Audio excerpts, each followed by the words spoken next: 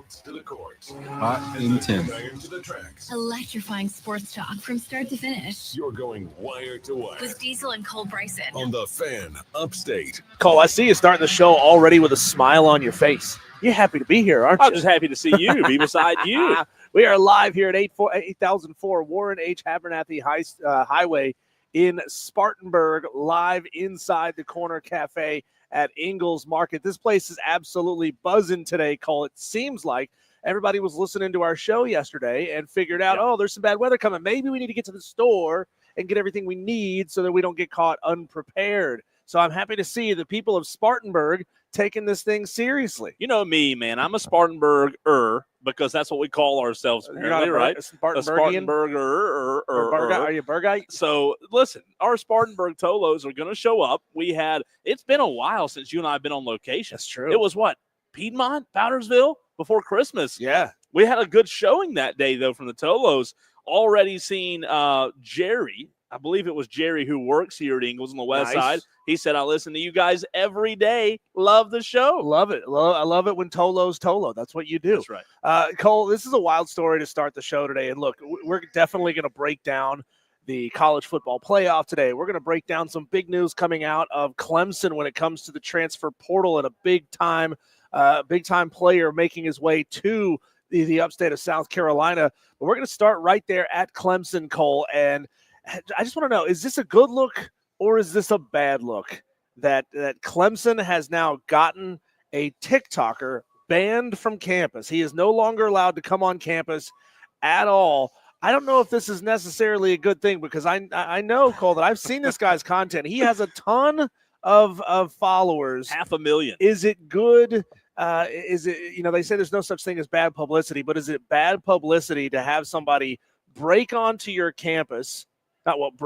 Walk onto your campus and then break into your football stadium and just stroll around like he owns the place. That's what happened with Garrett Fadawa. Is it Fadawa? I'm not sure how you say his name. Yes. But he's known on TikTok as G-Fed. I know that I've seen this guy's content before. Basically, his shtick is that he walks up to football stadiums and tries to find an open gate and just walk right in and help himself to a tour of the facilities.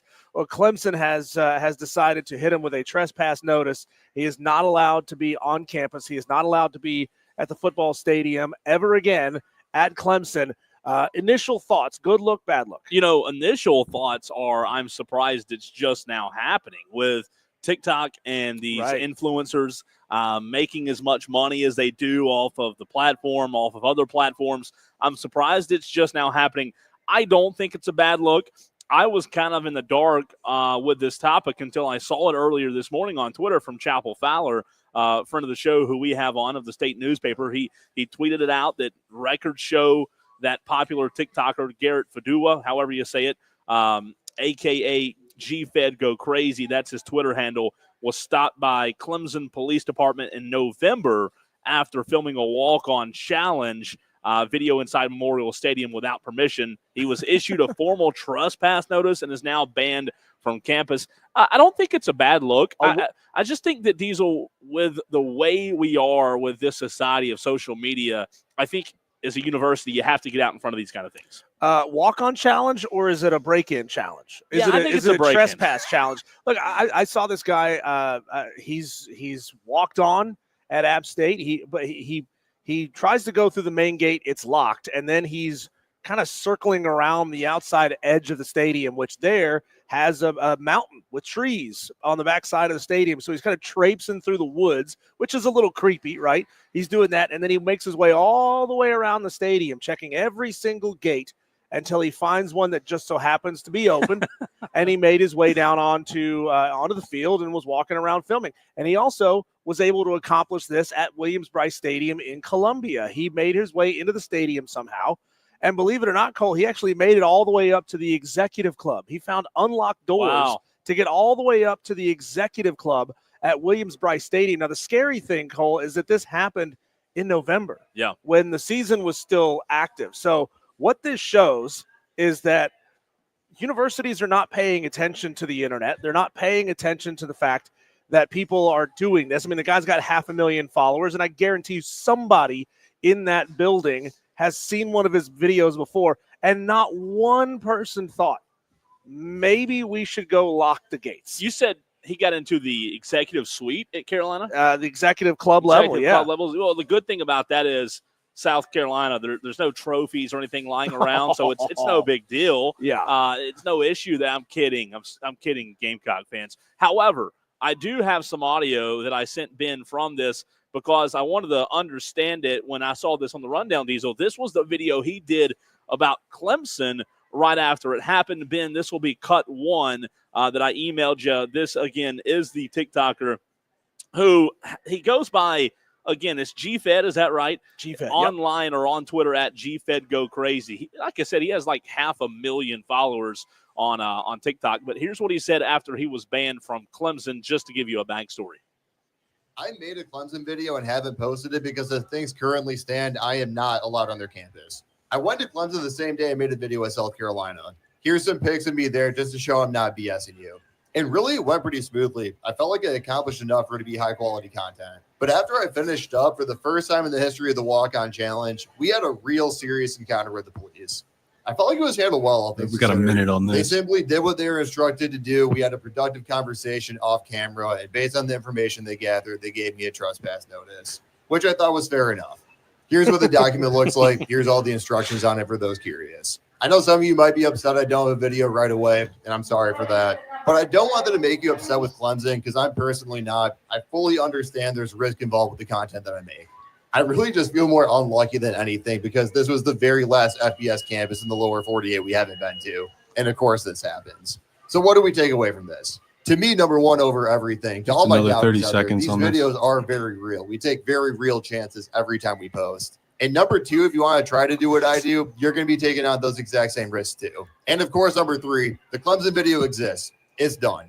I want to post it, but I also don't want to get arrested. So maybe we can get some clearance from the good folk in Clemson to go do that. Possibly. But if not, I don't know what I'm going to do with it. Maybe I'll save it on a hard copy and keep it as a relic of the walk-on challenge forever. Hope everybody understands. And as always, all right, we're back. Y'all. You're hot. So what is it? It doesn't matter how many times you see someone out there say, if you're going to commit a crime, don't film it and put it on YouTube for all to see. And how many times do people have to hear that before they realize, oh, they're talking to me too? Because this guy knows that he's trespassing on campuses. And again, we saw a couple years ago, somebody broke onto Clemson's campus or broke into the stadium and chipped off a huge chunk of the rock. And a couple of years ago, UCF baseball players made their way into the stadium and they ran down the hill, and Clemson had a big-time problem with that. So, like, at what point do these stadiums start taking their security seriously? Again, considering that is during the season. Yeah. And this guy, all he does is film content of himself walking around the stadium, but he very well could have been a ne'er-do-well who was planting explosive devices. Well, you never know. For example, Nowadays, you never know what somebody might be up to. I'll tell you what I find most intriguing about it is the fact that he calls the video walk-ons. So, like, let's say, for example, we're here at Ingles today on the west side of Spartanburg. If I rob the store tonight at 2 a.m., and I say, in the police report, I was just making a friendly visit to the bakery, it makes it sound nice. Yeah. But the reality, even though he's not doing any harm in the videos, he's not walking on. He's trespassing immediately. And if he goes and does anything further than trespassing, you can continue to tack on the offenses. I think look, you may like it, you may hate it, but the reality is, in the world we live, if you're not on TikTok now, if you don't see the thousands and thousands of influencers who are everyday, Diesel, creating content like this, in the grand scheme of things, this is nothing compared to what's actually being created out there. Yeah, have you seen the video of Trevor Jacob when he intentionally crashed his plane? Yes. And then he got arrested and sentenced to 6 months in prison. And the for stuff crashing that, like, his the plane? Paul brothers did, like, this is nothing. I mean, one of them one time went on some, like, foreign island that was you literally weren't allowed to go visit. And I mean, there have been other things, that these influencers have done. Now, I'll tell you this. What if it just becomes like a collegiate ban? Like, I don't know if that's possible or not, but what if everybody just decides, hey, which maybe is the way it should be. To your point about security, I mean, you can't just let anybody walk on campus. Here's the collegiate ban: lock the gates. Well, that's true. Put a chain around the gates, lock the doors, whatever. Have the electronic key fobs to get to room to where you're supposed to be. See, Cole, like I've always gotten people backstage at big concerts for interview sessions because I say, you don't need a pass. Just come with me and walk like you're supposed to be there. And generally speaking, if you look like you're supposed to be there, people will leave you alone. Yeah. Right? They just assume, oh, this is facilities crew. Like, not everybody knows everybody inside of a football stadium. However, when you're walking around holding the camera, talking to yourself, it's pretty dang obvious that you're not supposed to be there. So again, everybody who's considering copycatting G-Fed or being inspired by G-Fed to see what buildings you can get into, don't do it. I'm honestly surprised that these collegiate stadiums, at least like the big ones, don't have 24/7 security, like a guard or two guards. You mean a guy that falls asleep in a golf cart? Well, Paul Blart. I mean, yeah, I thought they might have a Paul Blart or two hanging around. But, I mean, I don't know. I just think that at the end of the day, like he said in the video, I think what I at least appreciate is he admits it's on him. Like, he admits that, hey, if something goes south, you're liable. I mean, it begs the question, and if we have any lawyers in the audience, if we have any lawyer tolos, let us know. Is it trespassing if you walk through an open gate? Oh, that's a good question. Like, if the gate's unlocked. Now, like, I remember, and I'm sure a lot of major college football stadiums were like this in the past, especially, before everybody started having dedicated football facilities. If you had general purpose facilities, other students could just come and walk the track at your football stadium, for example. I know that was the case at App when I was a student there. The gates were open, and if you wanted to go walk the track in the middle of the day, you could do it. It wasn't really a problem. But obviously now in this day of where we have terrorism and people trying to, do what they do for nefarious reasons, you can't allow that kind of stuff anymore. So AI on Google, which is the end all be all, right? Like if it says it on Google, it's 100% right, 100% of the time, right? Diesel, it says, no, if a gate is open, it generally does not constitute trespassing to enter. An open gate can be interpreted as an invitation to enter the property. However, it's important to consider other factors like posted signage, the nature of the property, and whether you have a reasonable belief you were allowed to be there or not. Okay, there you go. They have signs, but I don't think there's no trespass signs. The answer is still no. Yeah. Don't go there. So, look, I mean, everybody wants that inside information content, right? Like, I don't know how many people are tuning in just to watch him do a B&E on every college campus in America. People want that inside view of a stadium that you're not going to get in these highly, glamorous, Dewey wants to chime in. Highly glamorous videos. People want that, real raw experience, especially from somebody who's never been there before. Like I watched his video about App, and some Gamecock fans that we have in the audience probably watched his video at Williams-Brice. I love getting somebody who's never been in my stadium before, their perspective. Did he get in trouble at App or no?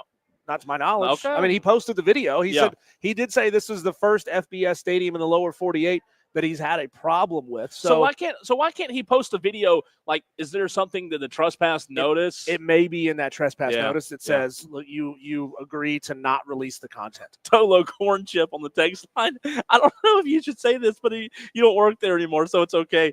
Tolo Corn Chip says, I let you go wherever if I was still working at the well. Keyword, if I was still working. Why Tolo Corn Chip? Why don't you work at the well anymore, Corn Chip? Did you let the wrong person in? Just, sure, you want to go on a tour? Yeah, you go on a tour right now. It's funny, though, because you do, like, I agree with what you said. I've always taken the same, like, policy with high school, college, pro.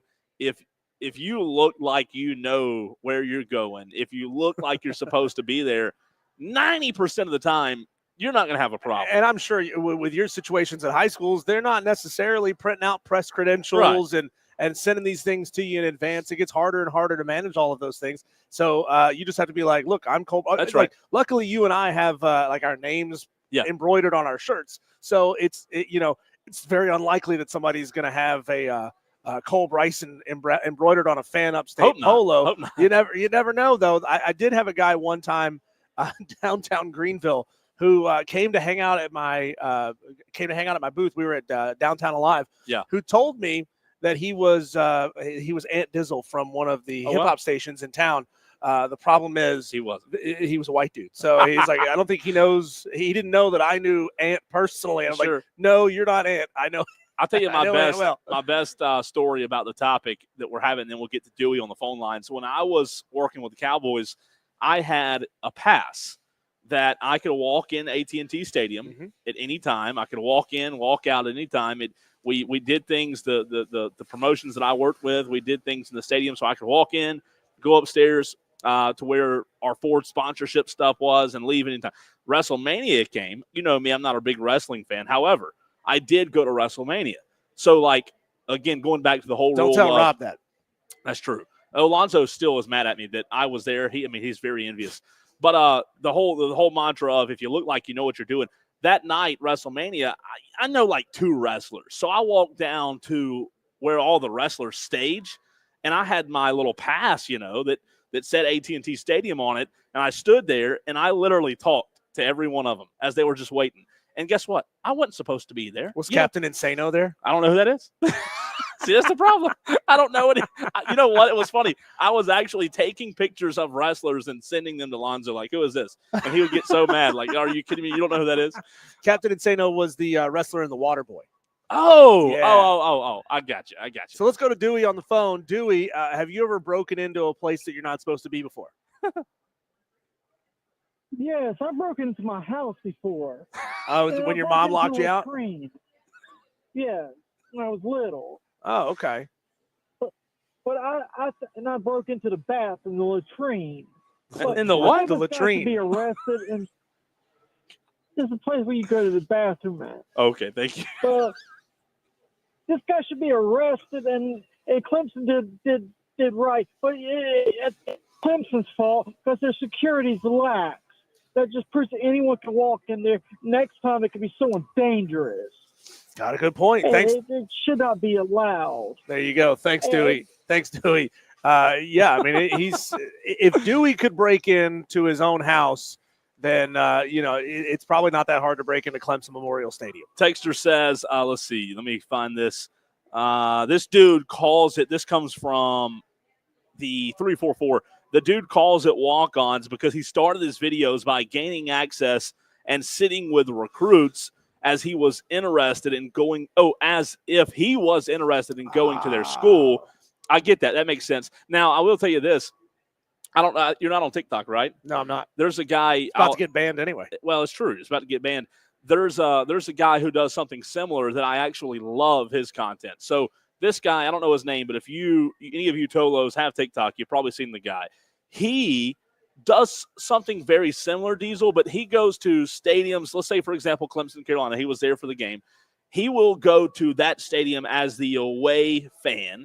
So if it's Michigan, Ohio State, and whoever wins, that's who he puts the gear on. So if Ohio State beats Michigan, which they didn't this year, if they do, he'll have Ohio State gear on at Michigan, and he'll be trolling all of the fans as they walk out, trash talking them like to the nth degree. I mean, bad. So he's trying to talk. get punched in the face. Yes, and he does. Okay, and it's great content. I mean, it's hilarious. I mean, the amount of people who take him so seriously, over the top. He was at Carolina Clemson. He was he's I don't know his name. It's bad that I'll probably see it tonight on TikTok as I'm scrolling through. But it's just like the world we live in, with so many influencers trying to make money.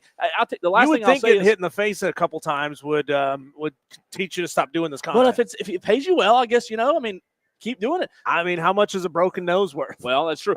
I was going to say, how much is this guy? I'd be interested to see how much this guy who got banned from Clemson, how much on these videos he actually this TikTok. Is he profitable from those videos? That'd be interesting to find. I mean, out. $500,000. That's not gigantic. That's good. That's good. I mean, it's interesting content inside the sports space, and more people are going to come up with more and more ways to try to get this kind of content. Because let's be real, Colt, he got access to what he says every stadium in the lower 48 without talking to anybody. without sending an email. He just tries to walk in and see what happens. And but it also it's a scary world, man. These schools need to start paying attention to their security because that's a big time lapse. Speaking of creating content, we are live at Ingalls Markets on the west side of Spartanburg off of Warren Abernathy Highway on 29. Content-wise, if you come by, Diesel will eat a milk sandwich today, right? Because, by the way, there's no... If you could tell me what that is. I don't know. Everybody buys milk.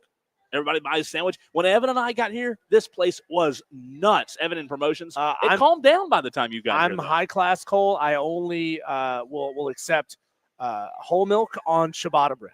Oh, wow. I don't know about that. I think all that's sold out. So almond milk that's Diesel's high. He's highfalutin. So we are, again, at Ingalls. If you want to enter a chance to, or if you want to enter for a chance to win a $25 Ingalls gift card, you can do so. Evan in promotions will hook you up on the west side of Spartanburg. That's where we are. He's Diesel. I'm Cole Bryson. In the very next segment, we're going to get into a splash that Dabo Swinney made today.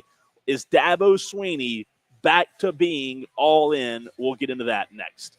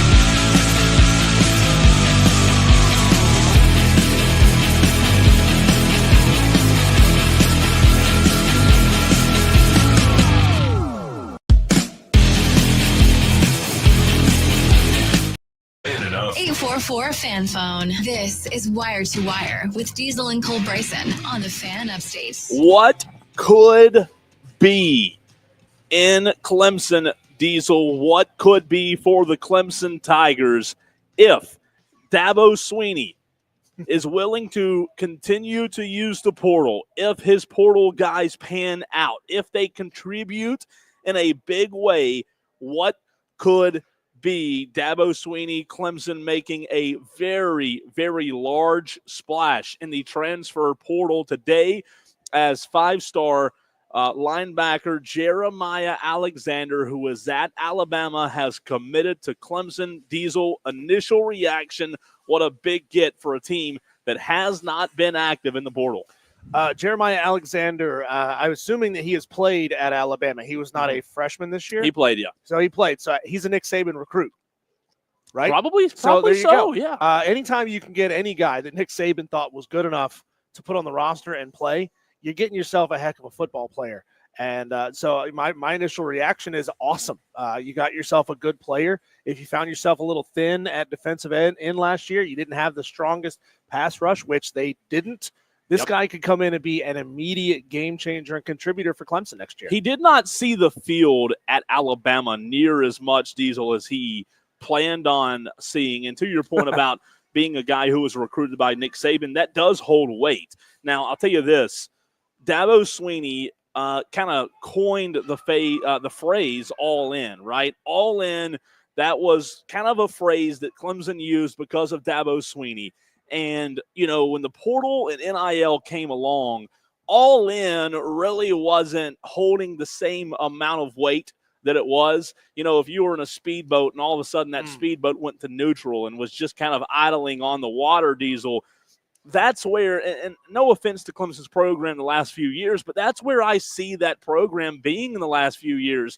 And now that Dabo Swinney, not for just one guy, not for just two guys, but for multiple guys now going out and using the portal, what could be? It was really interesting when Tom Brady retired. He had several Hall of Fame careers, Diesel, at New England. His longevity, his tenure. I want to get into that later in the show. And if Dabo is willing to use the portal, what could the rest of his career look like? I want to get into that at 4 o'clock today, so stay tuned for that. But now that you get a guy in Jeremiah Alexander, a five-star who just never saw the field like he was supposed to at Alabama, Dabo Swinney back to being all in, is this the missing piece to you, to the Tolos, to the audience out there that Clemson needs? Not just the missing piece in Alexander, but the missing piece in using the portal that you and I have been critical of Dabo. Other media members and outlets have been critical of Dabo for the exact same thing. This piece could be the piece that gets him back over the hump. Yeah, 6'2", 232, big kid. He was a four-star coming out of high school, the 50th best prospect nationally the year that he came out, the number 5 edge rusher. So I guess he came out of high school as an edge rusher, and then he transitioned to linebacker when he was playing at Alabama, and they expect him to play linebacker at Clemson as well. But if you've got that skill set, you can flex and you can move to different places on the field. I think this is huge. It's huge for Clemson, and maybe it's going to take another cycle or two to see real results out of these kind of players, right? Like Dabo is still being, I think, sold on a concept. He needs proof of concept. He needs to think, and he needs to see with his own eyes that transfer players at Clemson can find a lot of success and be very, very productive. It's one thing to go get transfer guys for depth. And if all you're doing is seeking out depth guys in the transfer portal, I don't think that's really what Dabo Swinney's MO is going to be. He wants to make sure that he gives his guys that he recruited out of high school that he thinks very highly of every chance that they can to succeed.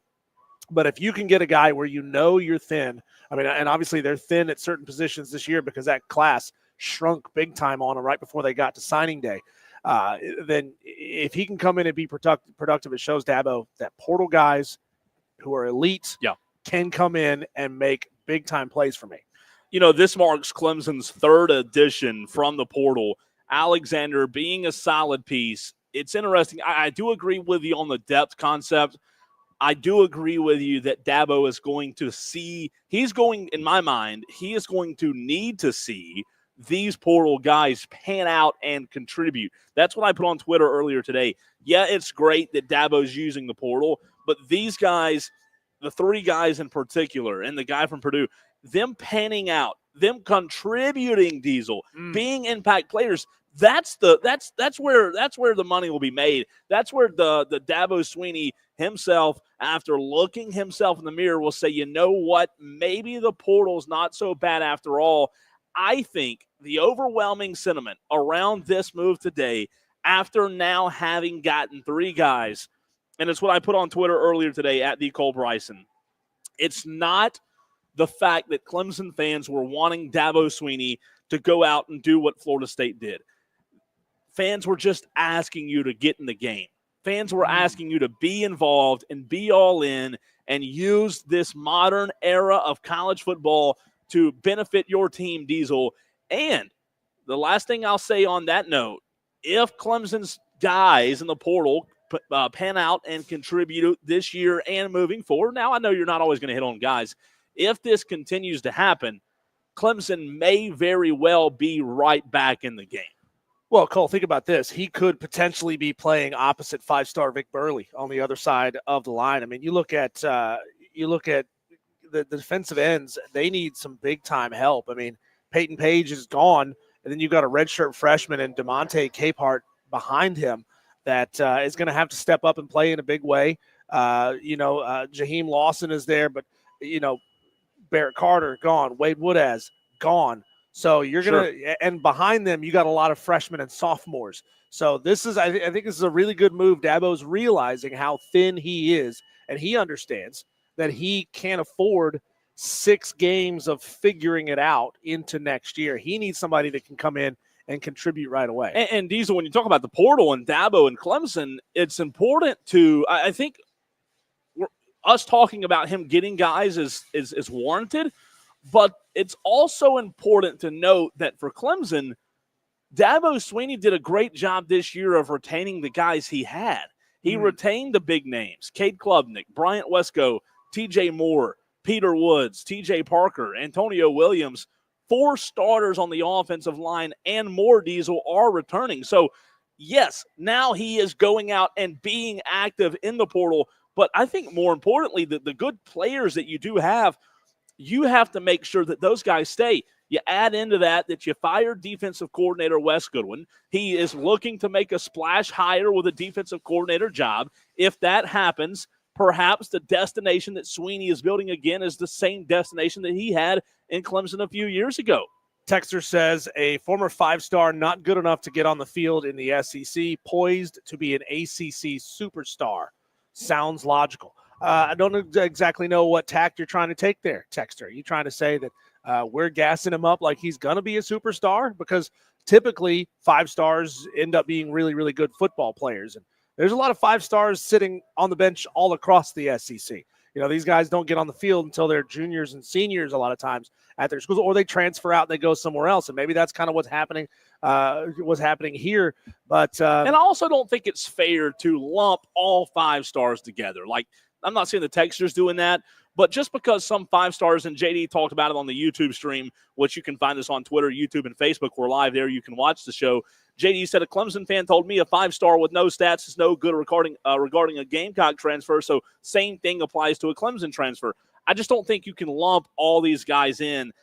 Your skills matter. Diesel, your situation also matters. Yeah, it's true. I mean, these guys used to understand that if I'm a 5-star guy or if I'm a 4-star highly touted recruit, and, I'm being looked at by Florida, Georgia, Tennessee, Alabama, all these places want me, I understand that I'm going to have to sit behind somebody who's been there longer than I have. Well, now we're in a situation where kind of similar to what's happened with Jaden Rashada, what happened to him when he was at Florida, these guys are being promised things, and they now have the freedom to get up and go if they don't feel like they're getting what they were promised. Sometimes it was because of what they were promised. Sometimes it's because they just weren't ready to get on the field. You thought your skills were all that. All these guys come out of high school thinking they're amazing football players because all their life people have been telling them they're amazing football players. Sure. And then you get there and you realize, oh, man, I have deficiencies in my game that I need to fix, and I'm not going to see the field in considerable playing time until I fix those issues. So now this leaves us with a puzzle, Diesel, on this table, obviously hypothetically speaking here, with one piece of the puzzle looking at 2025 that still has to be fit in, right? That one piece that you just can't figure out where it goes, and that is the defensive coordinator position. With Wes Goodwin getting fired, if Dabo Swinney with the momentum, and I know momentum does not win games. I get that. But with the momentum of using the portal, getting guys to fill holes on your roster, opposite of Woods on the defensive line, was an absolute liability for Clemson. Citadel showed that. Pitt showed that. Louisville showed that. Texas showed that. They got ran all over this year. Wes Goodwin gone. Now when you look at just maybe, if this team wants to get back to where they were a few years ago, if Dabo, we talked about this yesterday, if Dabo with these portal guys can make a splash higher, and there have been rumors and reports that Dabo is all in on getting an outside guy who would be considered a splash higher. If that happens, I think even in year one, this could be a national championship contender next season. Yeah, I mean, there's no guarantee that a 5-star, just because he's a 5-star, doesn't mean he's going to come in and instantly be productive. Sure. You don't know. You don't know his situation. You don't know the players around him. You don't know his attitude. You don't know much of anything about this guy until he gets on the field. So there are elite transfers that move schools all the time who don't pan out to be anything. And again, I bring him up. Jaden Rashada may pan out to be absolutely nothing in college football because he didn't have the stick-to-itiveness. He didn't have it right between the ears. You remember Cole watching Last Chance U when they had really good football players, guys that had come from SEC schools down there playing junior college football who couldn't get on the field because they couldn't get their minds right. Sure. They didn't have the right attitude. They didn't have the right want to. And I don't know if I'm not saying that's going to be the case necessarily with this guy here, with Jeremiah Alexander, but it's possible, Cole, that it takes him some time to sink in and gel in the right way there at Clemson. It's going to be interesting, man. I think like for Clemson and South Carolina, and for you and I both who are covering Clemson and South Carolina on this show day in and day out, I think this offseason is important for both. Sure. I mean, for Shane Beamer bringing in Mike Shula, for Dabo Swinney bringing in Will Muschamp. I mean, whoever he brings in. I'm just kidding. I'm kidding. By the way, that'd be awesome if Will Muschamp said, hey, I'm going to show y'all. I'm going to come be the DC at Clemson. That'd be great, by the way. Whenever Dabo does bring in his DC, it's going to be a very fun yet important offseason for both programs because, I don't know if we saw this coming 5 years ago, but you realize both programs are kind of in the same boat all of a sudden. Yeah. They're kind of in the same boat. Major coordinator change, trying to get back over that hump. South Carolina's never been there. Clemson has. Both trying to get over that hump. Good to see Jay Wilson from Sells in the house at Ingalls on the west side of Spartanburg. Jay, you have your milk sandwich yet? Your milk and your bread. Yeah. Because he's fancy like me. Fancy, yeah, he does. Jay, I mean, look at the way he's dressed. Jay's he's a fancy guy, man. We're just honored to be in his presence. You're the only one in the room wearing a business suit. I can assure you that. Is that a tuxedo, Jay? I like it. Come out and see us at Ingalls on the west side of Spartanburg, right off of Warren Abernathy Highway. We're here until 6:30 tonight. 6:30, yeah.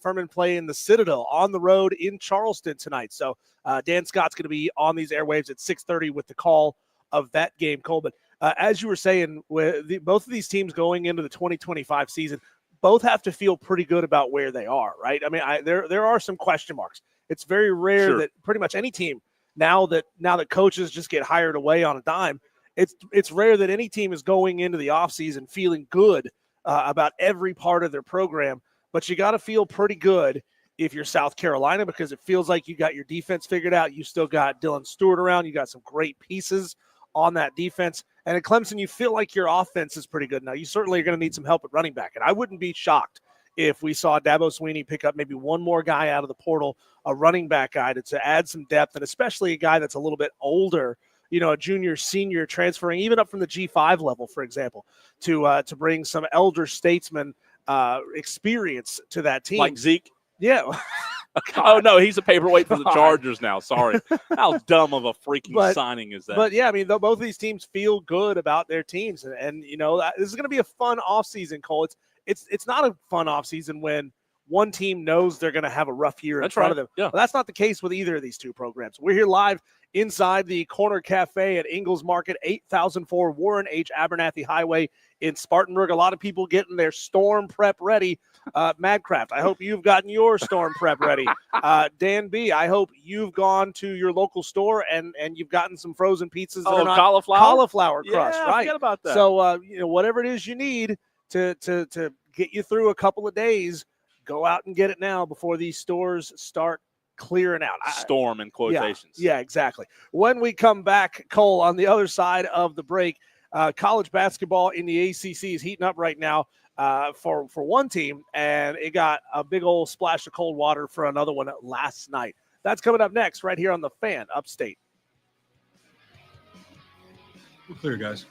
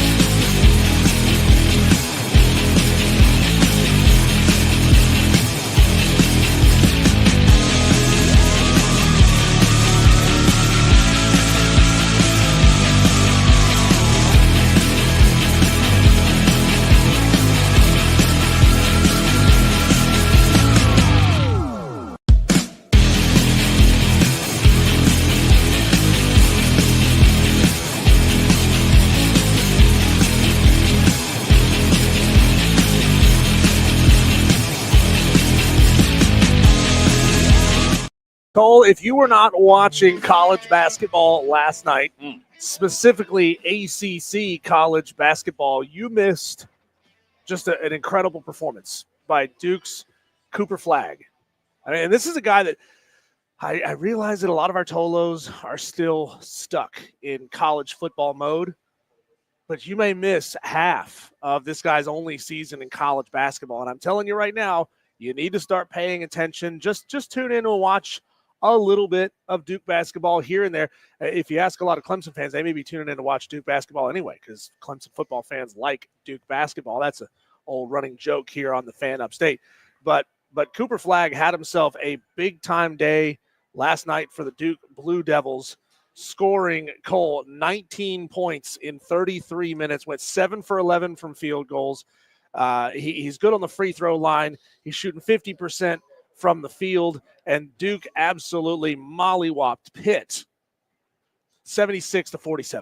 You know what? You're right about it being his only year, and Cooper Flagg is going to fall victim to football in a general sense of NFL not ending until February.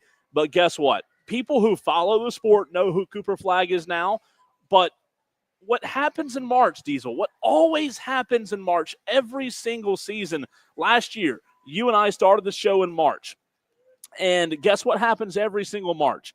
We fall in love with a different guy in March Madness who we as a country are introduced to, I'm putting that in air quotes, for the very first time. DJ Burns last year, NC State. Remember how enthralled you and I were by DJ Burns? So for some people, to your point, sadly, maybe March Madness, when Duke goes on the this spectacular run that I predict them to go on, because to your point, they're really, really good as a team.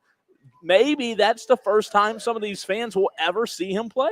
And that's the big problem with college basketball, is they have a harder and harder time developing stars and getting people to watch regular season games. Number one, because you said college football and the NFL is becoming bigger and bigger and bigger every year.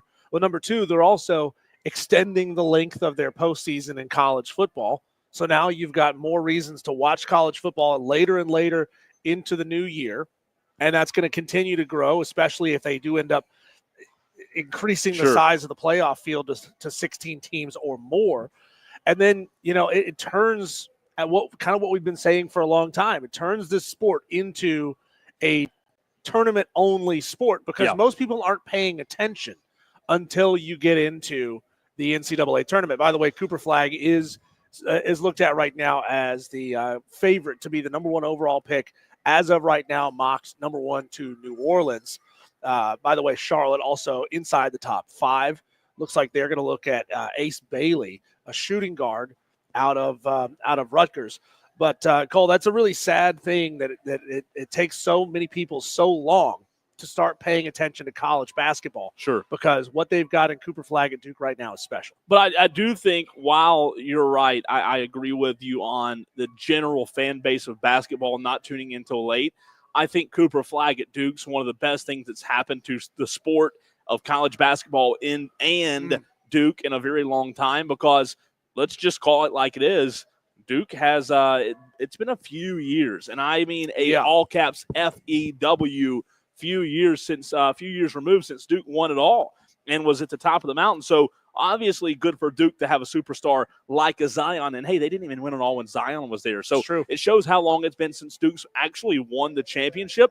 But Cooper Flagg, for the sport of college basketball, you're talking about a guy, Diesel, in 2024/2025, who's only played 15 games. He's averaging 17.5 points per game, shooting 45% from the floor. As tall as he is, he's a 30.8% three-point shooter, averaging 8.5 rebounds a game, just over 3 assists a game. This guy's game should translate very well to the NBA because of his length, how long he is, and his ability to be as tall as he is and still shoot the three ball. That's very important in the defenseless NBA that we're watching in 2025. But I love Cooper Flagg. I just think that this Final Four, this March Madness that we're going to see in a few months, it might be the return of Duke that we've been waiting for a very long time. Could you imagine if, as much as we've talked about the ACC dying when it comes to basketball and the SEC really, exerting its dominance there as well, if Duke comes out of the whole field and wins the whole thing? Yeah. I won't change a ton in the sense that ACC teams still aren't investing as much as they should be. But if you can still be that tent pole, it may be the thing that gets you out of the ACC, but also it may be the thing that keeps that conference relevant. On top of that, Cole, last night in Louisville, Clemson kind of really fell apart down the stretch and were not able to get off the mat. They had the lead midway through the first half. They let Louisville start getting out into transition offense, and they just could not keep up. They look slow.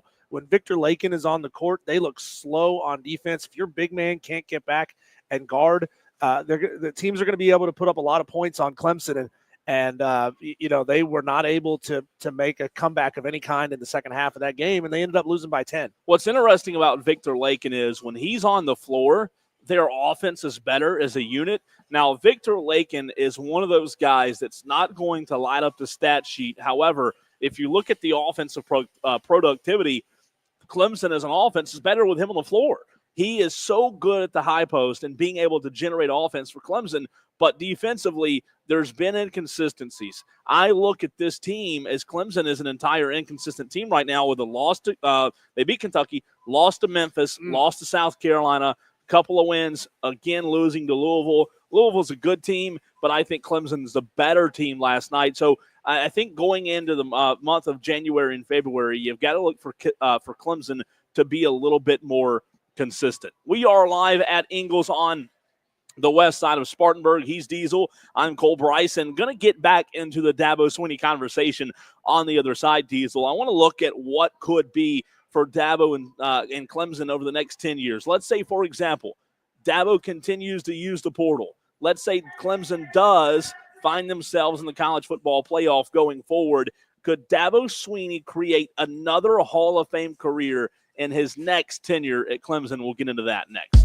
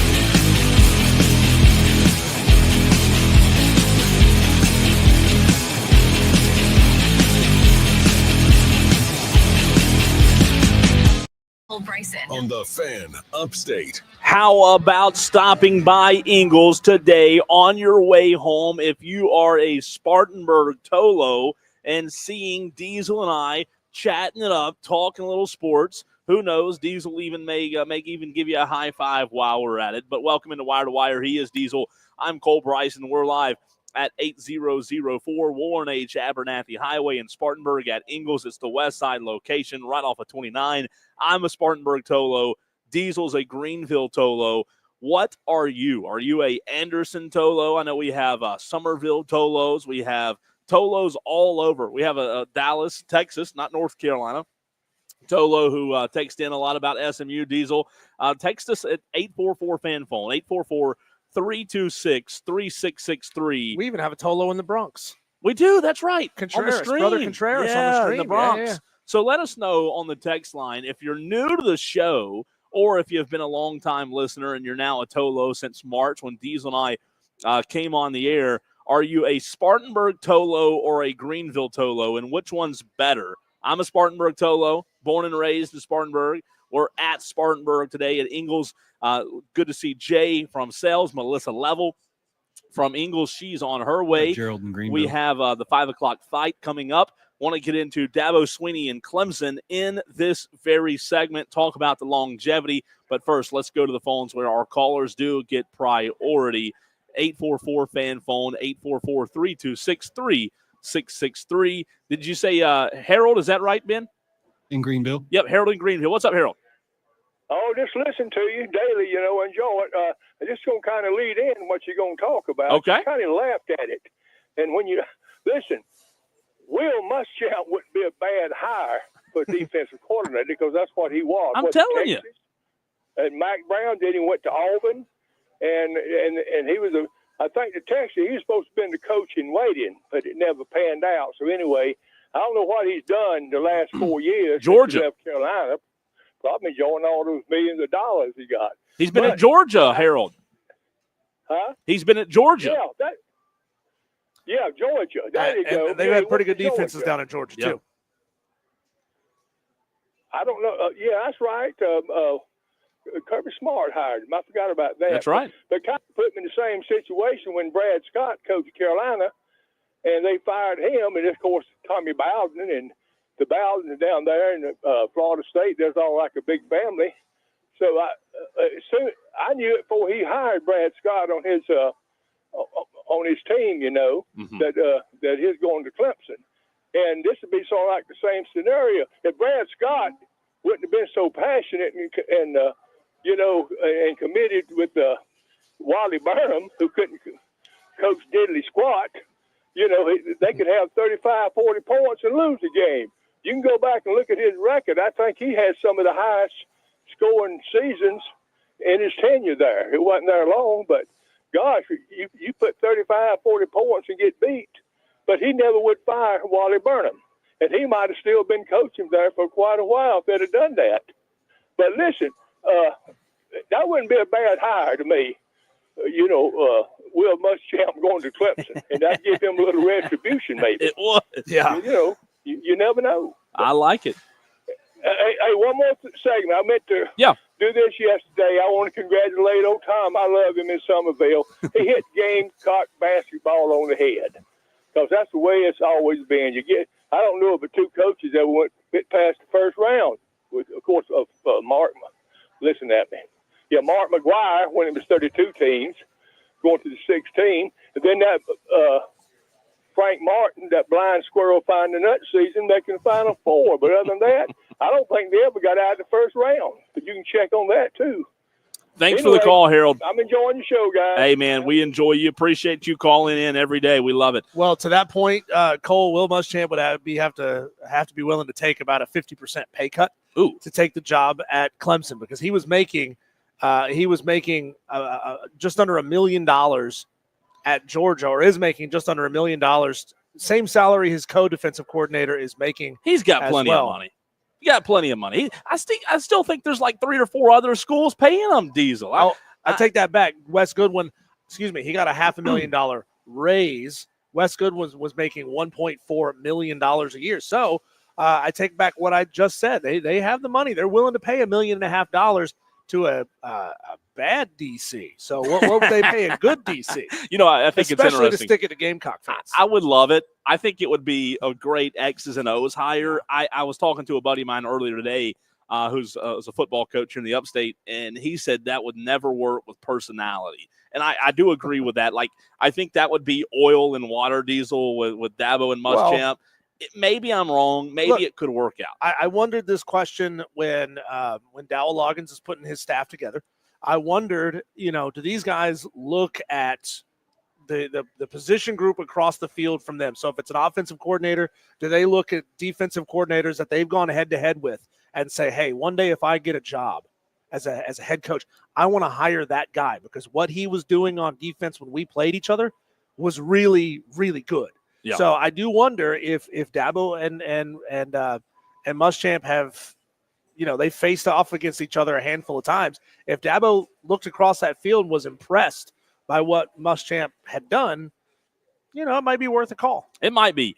Look, I think it's an important hire. We talked about it real quick. A little bit of breaking news before we do get into this discussion with Clemson. Local running back out of Burns, Trey Segura, who has racked up some offers already as a sophomore, has just been offered from Shane Beamer in South Carolina. So Trey Segura, Burns running back, who was hurt a lot in the 2024 season, expected to be a big-time D1 running back, just got an offer from the Gamecocks. So they're recruiting their backyard as they're supposed to do. I love to see it. Yeah, it's really been Shane's MO. He's talked about it, putting a wall around the state and not letting the best players get out. I just wonder, Cole, and I know Clemson does pull a couple of in-state guys onto their roster. Is there somebody you look at in the state of South Carolina that Dabo is really he's missing the mark by not going after that guy? There's a lot. By trying to make himself a national level recruiter, he's missing out on good guys right here. And, it's something we've always talked about. Like, I think, and again, I'm biased, I think South Carolina's way under-recruited, undervalued. I think there's so many guys that Dabo, and not only Dabo, other schools in-state and out-of-state miss out on. But, I mean, we talked about it yesterday with the FCS National Championship. There are guys that don't get to prove themselves at the FBS level. But Trey Segura out of Burns, he's a good one for sure, and will be a good one. Diesel, I found it interesting today when we were talking about Dabo Swinney earlier in the show with Clemson and him using the portal, getting Jeremiah Alexander today from Alabama, former five-star who I believe makes the third portal acquisition for Clemson this offseason. I was just running through what we saw with Tom Brady in the NFL. One thing that I believe, Diesel, makes Tom Brady so great is that when he was at New England, just in his tenure at New England, he had 2 to 3 separate Hall of Fame careers while at New England, right? He had a couple of year breaks where he didn't win a Super Bowl, and then he'd go on another run and win 2 or 3 more, right? There are some quarterbacks that never win a Super Bowl in their entire career, yet guess what? He was able to do it so many times. He had 2 to 3 Hall of Fame careers in New England, and I was using that same illustration with Dabo Swinney, and that's where I wanted to go and ask the question, if Dabo Swinney, and I know these 3 guys might not pan out, and I'm not saying they're all going to pan out, that every single portal guy that Dabo gets is going to pan out, but Diesel, if he's showing that he's willing to use the portal, what could the remainder of Dabo Swinney's career at Clemson look like? Because we know he's already had 1 Hall of Fame career at Clemson, right? And then we've had the break in the middle, which we're kind of in right now, where the boat's kind of been put in neutral and they've idled a little bit. Yeah, but now they're starting to use the portal again. Look at any media member that has been around for a while. The ones that have been around for a while, they don't do the same thing for their entire career. They have to be willing to reinvent themselves down the stretch. I mean, you look at a guy like Ryan Seacrest, who started out as just a radio DJ, and then he became a host of American Idol, and then now he's all over everything. I mean, the guy is everywhere and has been everywhere for a long time. The best at any industry are not the best because they do the exact same thing forever. They find ways to reinvent themselves. They find ways to change things. They find ways to experience or to grab new viewers and new listeners to what it is that they do. I mean, the biggest and best YouTubers on YouTube, they change the type of content that they make 2 or 3 times over the course of their career. Otherwise, things get stale. You get bored doing it. You max out what you can get out of a particular audience, and then you have to find ways to reinvent yourself. And Dabo's going to have to find a way to reinvent himself for a second leg of his career. And to your Tom Brady comparison there, we haven't necessarily seen Patrick Mahomes have to do that. No. But can he do that down the stretch? His skills aren't going anywhere. Tom Brady's skills didn't go anywhere. He just didn't necessarily have the pieces around him to compete at the absolute highest level for certain stretches over the course of his career. But man, when Travis Kelce retires, when other players on that team retire because they're older than Patrick Mahomes, and when Andy Reid retires, can he leverage his skills and go get the type of guys that he needs to put around him to say, you know what, I can do it a second time. You know what's very interesting about that? Nick Saban, when you talk about reinventing yourself to keep yourself relevant, what extent will you go to stay at the top of the mountain? Nick Saban reinvented himself in Alabama when the college game went from a very pro-style offense to a spread. Nick Saban was on record many times, Diesel, talking about how he never wanted to have to go to that style of offense. But guess what? What'd he do? He went out and hired Lane Kiffin, and they won a national championship, and they won more national championships in the spread offense. So Nick Saban was willing to reinvent himself in that capacity. Now, when it came to the portal and the NIL at his age, I think that's where the chisel hit the ice, if you will, because I think if he were younger in his career, he would have reinvented himself and adapted to the portal and adapted to NIL. But at his age, he said, no, I'm good. I'll go talk about sports.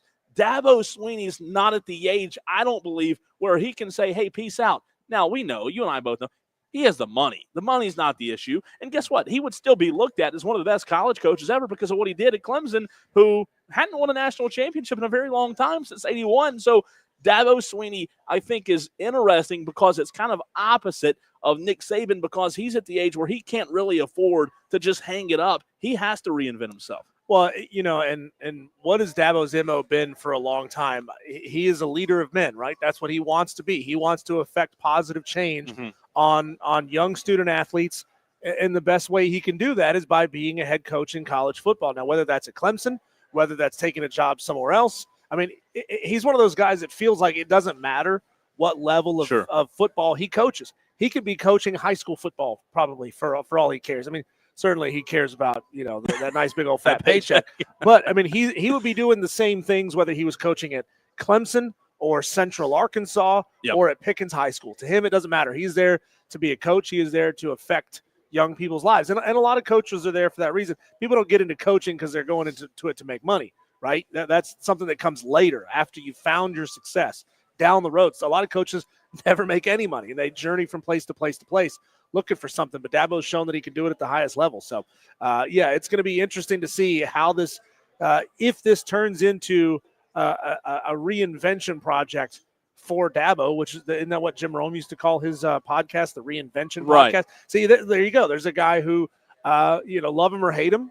Some of our Tolos do, some of our Tolos don't. Yeah, that's a guy who started out in radio, and then he went to television, then he's back in radio, and then he went to podcasting. He dabbled in acting just a little bit in Space Jam. So that's a guy that knows that he has to reinvent himself to stay relevant. And I'll tell you what, if Dabo Swinney can reinvent himself and adapt to this new era of college football, the portal and NIL, going back to my Tom Brady comparison of him having 2 to 3 Hall of Fame careers inside his one stint at New England, I do believe Dabo Swinney and Clemson in the ACC, if they stay in the ACC, Diesel, I think he is set up, if he's willing to go all in on the portal and use the portal in the right means necessary, I think you're going to be able to see a similar type situation. I'm not saying Dabo wins the amount of championships that Tom Brady won in New England. However, there were breaks for Brady in New England there were time periods like the Eli Manning time periods where he just couldn't get over that hump. Eli Manning was keeping Tom Brady away from winning the Super Bowl. I think that could be very true with Dabo at Clemson if he were to go on a run. Let's say next year, Diesel, he comes back and makes a great hire at DC.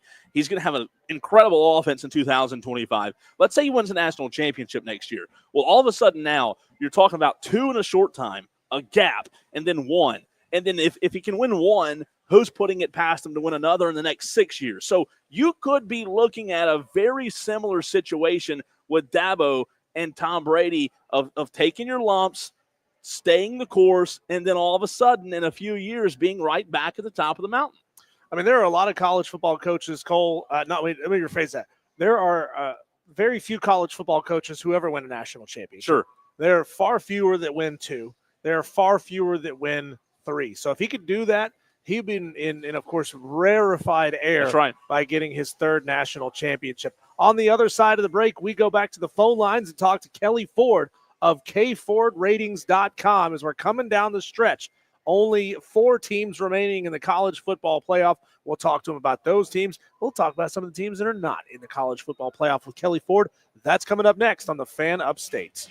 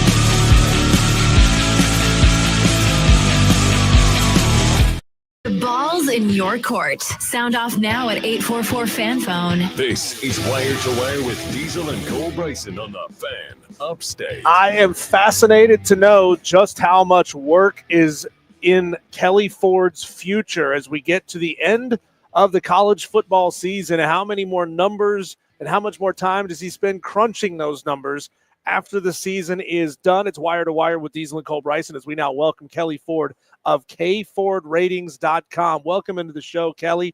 I've argued that because Arizona State and Clemson, two teams who sat outside of the top 12 best teams, gave us the most compelling games of the playoffs so far, and that Oregon and Tennessee, who were inside the top 12 best teams, getting absolutely obliterated, that the quote-unquote 12 best teams metric can't necessarily be the most important metric when it comes to putting together a playoff field. Number one, do those results say more about Texas's relative weakness, about Ohio State's overwhelming strength, or am I guilty of being biased to the playoff format that we have now? No, guys, thanks for having me. I appreciate it. I'll start by saying I completely agree with your sentiments of it should not be, nor should it ever have been, about the best 4 in the 4-team era or the best 12 now in the 12-team playoff. I know that's what they say. I know that's what the committee says their charge is. I know that's what everyone always points to is, no, we want the best teams. No, you don't. You should want the most deserving teams because that is what is most fair. That's why we play the games. That's why we have the regular season. That's why we evaluate objectively every team's resume. And so that point, I agree with you. You're asking, is it more about Ohio State's dominance, Texas' relative weakness? Guys, I say this, I feel like every year with you guys and with others, once we get to the playoff, and it's true in other sports too, but we'll speak specifically about college football, anything can happen on a given day. I mean, if a team brings their A-plus game, and we've seen that from Ohio State 2 times in a row, you're going to get a singular outcome. If a team brings their B or C game, which we saw from Texas after about halfway through the first quarter, you're going to see a different type of outcome. So that's what we love about sports. That's what we love about college football in particular is on a given day, depending on how the teams play, you're going to get a unique outcome. You play the game 10 times, you'll get 10 different results. 6 of them fall one way, 4 fall the other, but you only play this once. That's why people love the single elimination, college football playoff, NFL playoff, March Madness. When you get into a series like in baseball, yes, the better team is probably going to win more times than not because you're playing multiple times. You're not rolling the dice once. So do I think it says more about a certain team? Probably Ohio State, because that's what I've said all year with you guys and others again is when Ohio State plays their best game, their A-plus game, nobody can beat them. We hadn't seen that A-plus game until this playoff, and now we've seen it twice in a row, and we saw what that did to 2 still really good teams, Oregon and Tennessee, from a power rating standpoint. Kelley, growing up, did you ever watch Mythbusters? I did not. You have to fill me in. Mythbusters was one of my favorite shows. It basically took all these myths from, dating back to 15 BC, and that was the whole, premise of the show, right? Busting these myths. So I want to know, with the 4 teams in the college football playoff that all got a bye, them all losing, did that bust any myths according to the K Ford model? No, it didn't bust any myths because so far, guys, we've seen 8 playoff games played. The model going into the playoff, the model made a simulation of this entirety. The model's 8 for 8 right now. So with the results that we've had are the outcomes that we expected. Now, we didn't necessarily expect, the dominant wins by Ohio State or the double overtime win by Texas against Arizona State, right? But the outright winner, the model picked it 8 for 8. So I don't think that's an indictment really on anything other than this format that we have from a seeding standpoint. And we've talked about this before. I believe firmly, and there's many people out there that feel this way. Hopefully we get to a point where we make this change in the very near future. If we are steadfast on having AQs, and there's going to be 5 of them and then 7 at-larges, okay, I'll make my peace with how we determine AQs versus at-larges. But then please, once we have the 12 teams or whatever number it is in the future, once we have the number of teams that have qualified based on the AQ and at-large statuses, let's seed them 1 through whatever. Right now it's 12 based on their deservedness. And again, I don't want it based on best even. I want it based on their deservedness because then we avoid a situation where you've got an Arizona State or a Boise State who get a bye into the first round and then get matched up with a team that is probably superior to them in the next round. And really, guys, what it did here was it hurt Oregon and it benefited Penn State. I mean, that's the glaring example. And you can see Penn State right now in the semifinal. Oregon is not. Kelley Ford, kfordratings.com. Make sure you find his website. Make sure you look him up across your favorite social media platforms. Kelley, who's disappointed you and performed well below what the model anticipated so far in this playoff? That's easy to say Tennessee and Oregon because they both played really, really badly, but Boise State, SMU, Indiana, all three teams that it deserved to be here. Who's been the most disappointing so far? Yeah, for me, from a power rating standpoint, the team that saw their power rating decrease the most was Oregon. And so I had Oregon at number 5 in the power ratings coming into this playoff. They're now down to number 8. They dropped more than 2 points from that game in the Rose Bowl against Ohio State, which at this stage of the season to drop 2+ points in one game is pretty significant. So Oregon is certainly the most disappointing from that standpoint. But if we look at the teams that are still playing, the only team that has seen their power rating fall throughout this playoff as it's gone along that's still playing is Texas. So I'll go with Texas as the team that, from the model's perspective, has not lived up to the expectation. Texas is now my number 3 power rated team behind Ohio State and Notre Dame. They're still up there kind of in that tier, though. It's Penn State that sticks out. Not that they've been disappointing, but they stick out as, from a power rating standpoint, as the team that maybe doesn't belong in this Final Four based on their power rating. But again, we talked about it. Penn State got SMU in that first round, Boise State in the second round. The two teams outside of Clemson and Arizona State who are power rated the lowest in my model, and Boise is by far the lowest power rated team. So Penn State really has had a great draw, and they are now an underdog against Notre Dame, and my model suggests they should be an underdog of about 5 points. I think Vegas has it somewhere around 2 or 2.5. So certainly my model likes Notre Dame in that one tomorrow night. Would Penn State winning the national championship, Kelley, be the most unlikely outcome according to your model, or am I wrong on that? Based on the team still remaining, yeah. Yes, they absolutely would be. There's a 12% chance based on my model that Penn State wins the national championship. That is 4th right now, behind Ohio State 33%, Notre Dame 31%, and Texas 23%. So if you would have told me, at the beginning of the year that Penn State was going to win the national championship, I wouldn't have thought it was that surprising. I had a 71% chance that Nittany Lions made the playoff for the first time. So I certainly expected Penn State to be in this competition. Then once we saw the draw, it was like, oh my goodness, I really like their path to the semifinal. But these next 2 games, Notre Dame, and then if they win that one, whoever they face in the national championship, Penn State will be an underdog. So yes, right now Penn State is your quote unquote Cinderella. Everyone wanted expansion because they wanted Cinderella. Well, here you go. How about a Penn State team that has multiple national championships to their name? Kelley, I spent some time yesterday going through the rounds that we've seen so far in the FCS playoffs, and what I found really interesting was that the average margin of victory dropped, or the games got closer, obviously, as we got towards the national championship game. Fantastic football game, and I'm sure you watched it, that North Dakota State, Montana State game. Great football game. I do wonder, because we don't really have that much data on this year's playoff yet, obviously, looked at through the lens of your over and under achievers when it comes to one-possession games, how much of a factor might it be the fact that you've got, for example, the fact that you have Texas rated as a +1 in the overachievers of one-possession games, Ohio State at a half a point in the underachievers in one-possession games. How can that matter as we get down into games that should get closer on the scoreboard?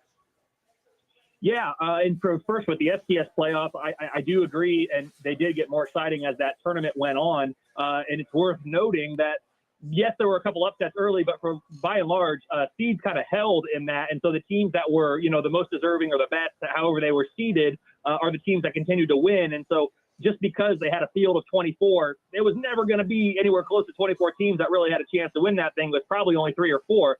So that's a point that's always made when it comes to expansion of why doesn't the FBS mirror the FCS? Well, it's not exactly as open as people try to make it seem with a 24-team field. But as it relates to the over-under achievers question, so to be clear, though, that graphic that I have up on the website, that is with regard to the regular season win total. So you mentioned Texas. Texas won about 1 more game than the model projected in the regular season coming into this year. Ohio State won about half a game less than the model projected in the regular season coming into this year. And so at this stage, I'm not really looking at or using the over-under achievers list to try to draw inferences or projections of what these playoff games are going to look like. The over-underachievers is kind of backwards looking. What we're doing right now is projecting forward who has the best chance to win these games, and that goes into those percentages I mentioned earlier. So I love the over-underachievers. I track that every single Wednesday throughout the regular season, but at this stage, those are final because all of those numbers are relative to regular season win totals. They don't include conference championship, bowl games, or the college football playoff. Kelley, you have a very interesting graphic on your website at kfordratings.com/CFP on how did the committee do. 20-plus teams in this graphic. The left side's overranked. The right side is underranked. Only 4 teams that you think were more overranked than the 2024 Clemson Tigers. Would you say that was because of the committee's path to the playoff in a conference champion getting an automatic bid, or are there other reasons for that according to your model? I do think that the way that the AQs are determined with the 5 highest getting in and the 4 highest getting the bye, I do think that the committee pays attention to that and recognizes where these conference champions are ranked. And I do think that probably played in to where the committee had Clemson ranked. And just to be clear, because I know we have a lot of Clemson fans listening to this, and I try not to tick them off. Usually I feel like I'm ticking off Carolina fans and not Clemson, but that's easy to do. What that graphic is showing is that the committee had Clemson ranked. Gosh, I can't even remember where the committee must have had them at 16. It must have been. I had Clemson number 19 at my final most deserving rankings. And so what I'm saying is that the committee had them 3 spots higher than I would have. And so you're right. There's Syracuse, SMU, Boise State, and Ohio State are the other teams that I had more overranked in the committee's rankings relative to my most deserving ranking. So that's what that graphic is talking about there. And certainly Clemson benefited from that ranking, and they played a good game in the college football playoff, giving Texas pretty much a handful until very late in that one, as we expected they would come out and throw the first punch, which they did. So it was still a good season for Clemson to get back into the playoff. And with Cade Klubnik coming back, there's certainly, when I run the numbers here in the spring for the 2025 preseason projections, I expect Clemson to be at or near the top of the ACC power rated team. So it's going to be interesting, but this is still a good year for Clemson just to get back to the playoff. Most people don't know this, but Kelley Ford lives the movie A Beautiful Mind each and every day. Kelley, I'm sure you have a hard time shutting it off once football season is done. What does the offseason look like for you when it comes to reevaluating what you've done in the past season? I know you're kicking around some ideas for what you may try to tweak and change for the next season, but how much time do you allow yourself to take off, or are you constantly thinking about this model even in the offseason? Yeah, it's pretty much a 12-month a year, 365-day a year kind of process. But I do basically from the time that the college football playoff ends until March, I kind of focus on college basketball predictive analytics. And so that's a fun way to kind of decompress from the football side of things, because the model is certainly very different in basketball than football. Some of the concepts are similar, but it's 2 very different sports, of course. So that's a good, 2-month decompression time. And then really I spend that mid-March until, that the April transfer window closes, looking at the model, back testing with the new information, the new data that we've gained this year. Okay, do any inputs need to change? Do the weights of the inputs need to change?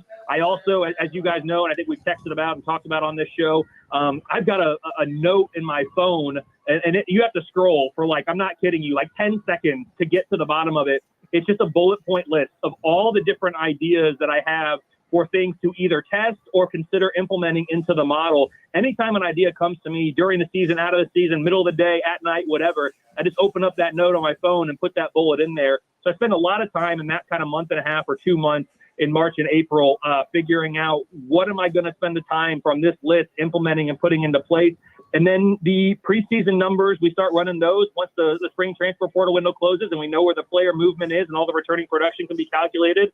And then throughout the summer, that's another time. Once the preseason numbers are out, spend time in the summer going back to that list and saying, what can I realistically implement, or what do I want to implement for the final preseason power ratings, which I released in August. So it is kind of a 12-month-a-year deal, but I do take January, February, March-ish to focus on college basketball and take my mind away from football just for a little bit.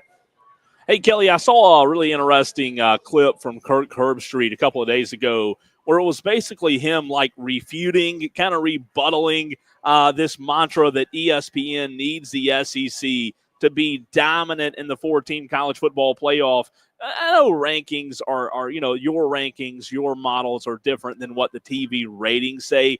But do you think like this could be a trend of now the more balance of power with NIL and the portal, seeing more Big 10, maybe Big 12 teams continuing to be in the mix when it all comes down to the end like we're seeing now?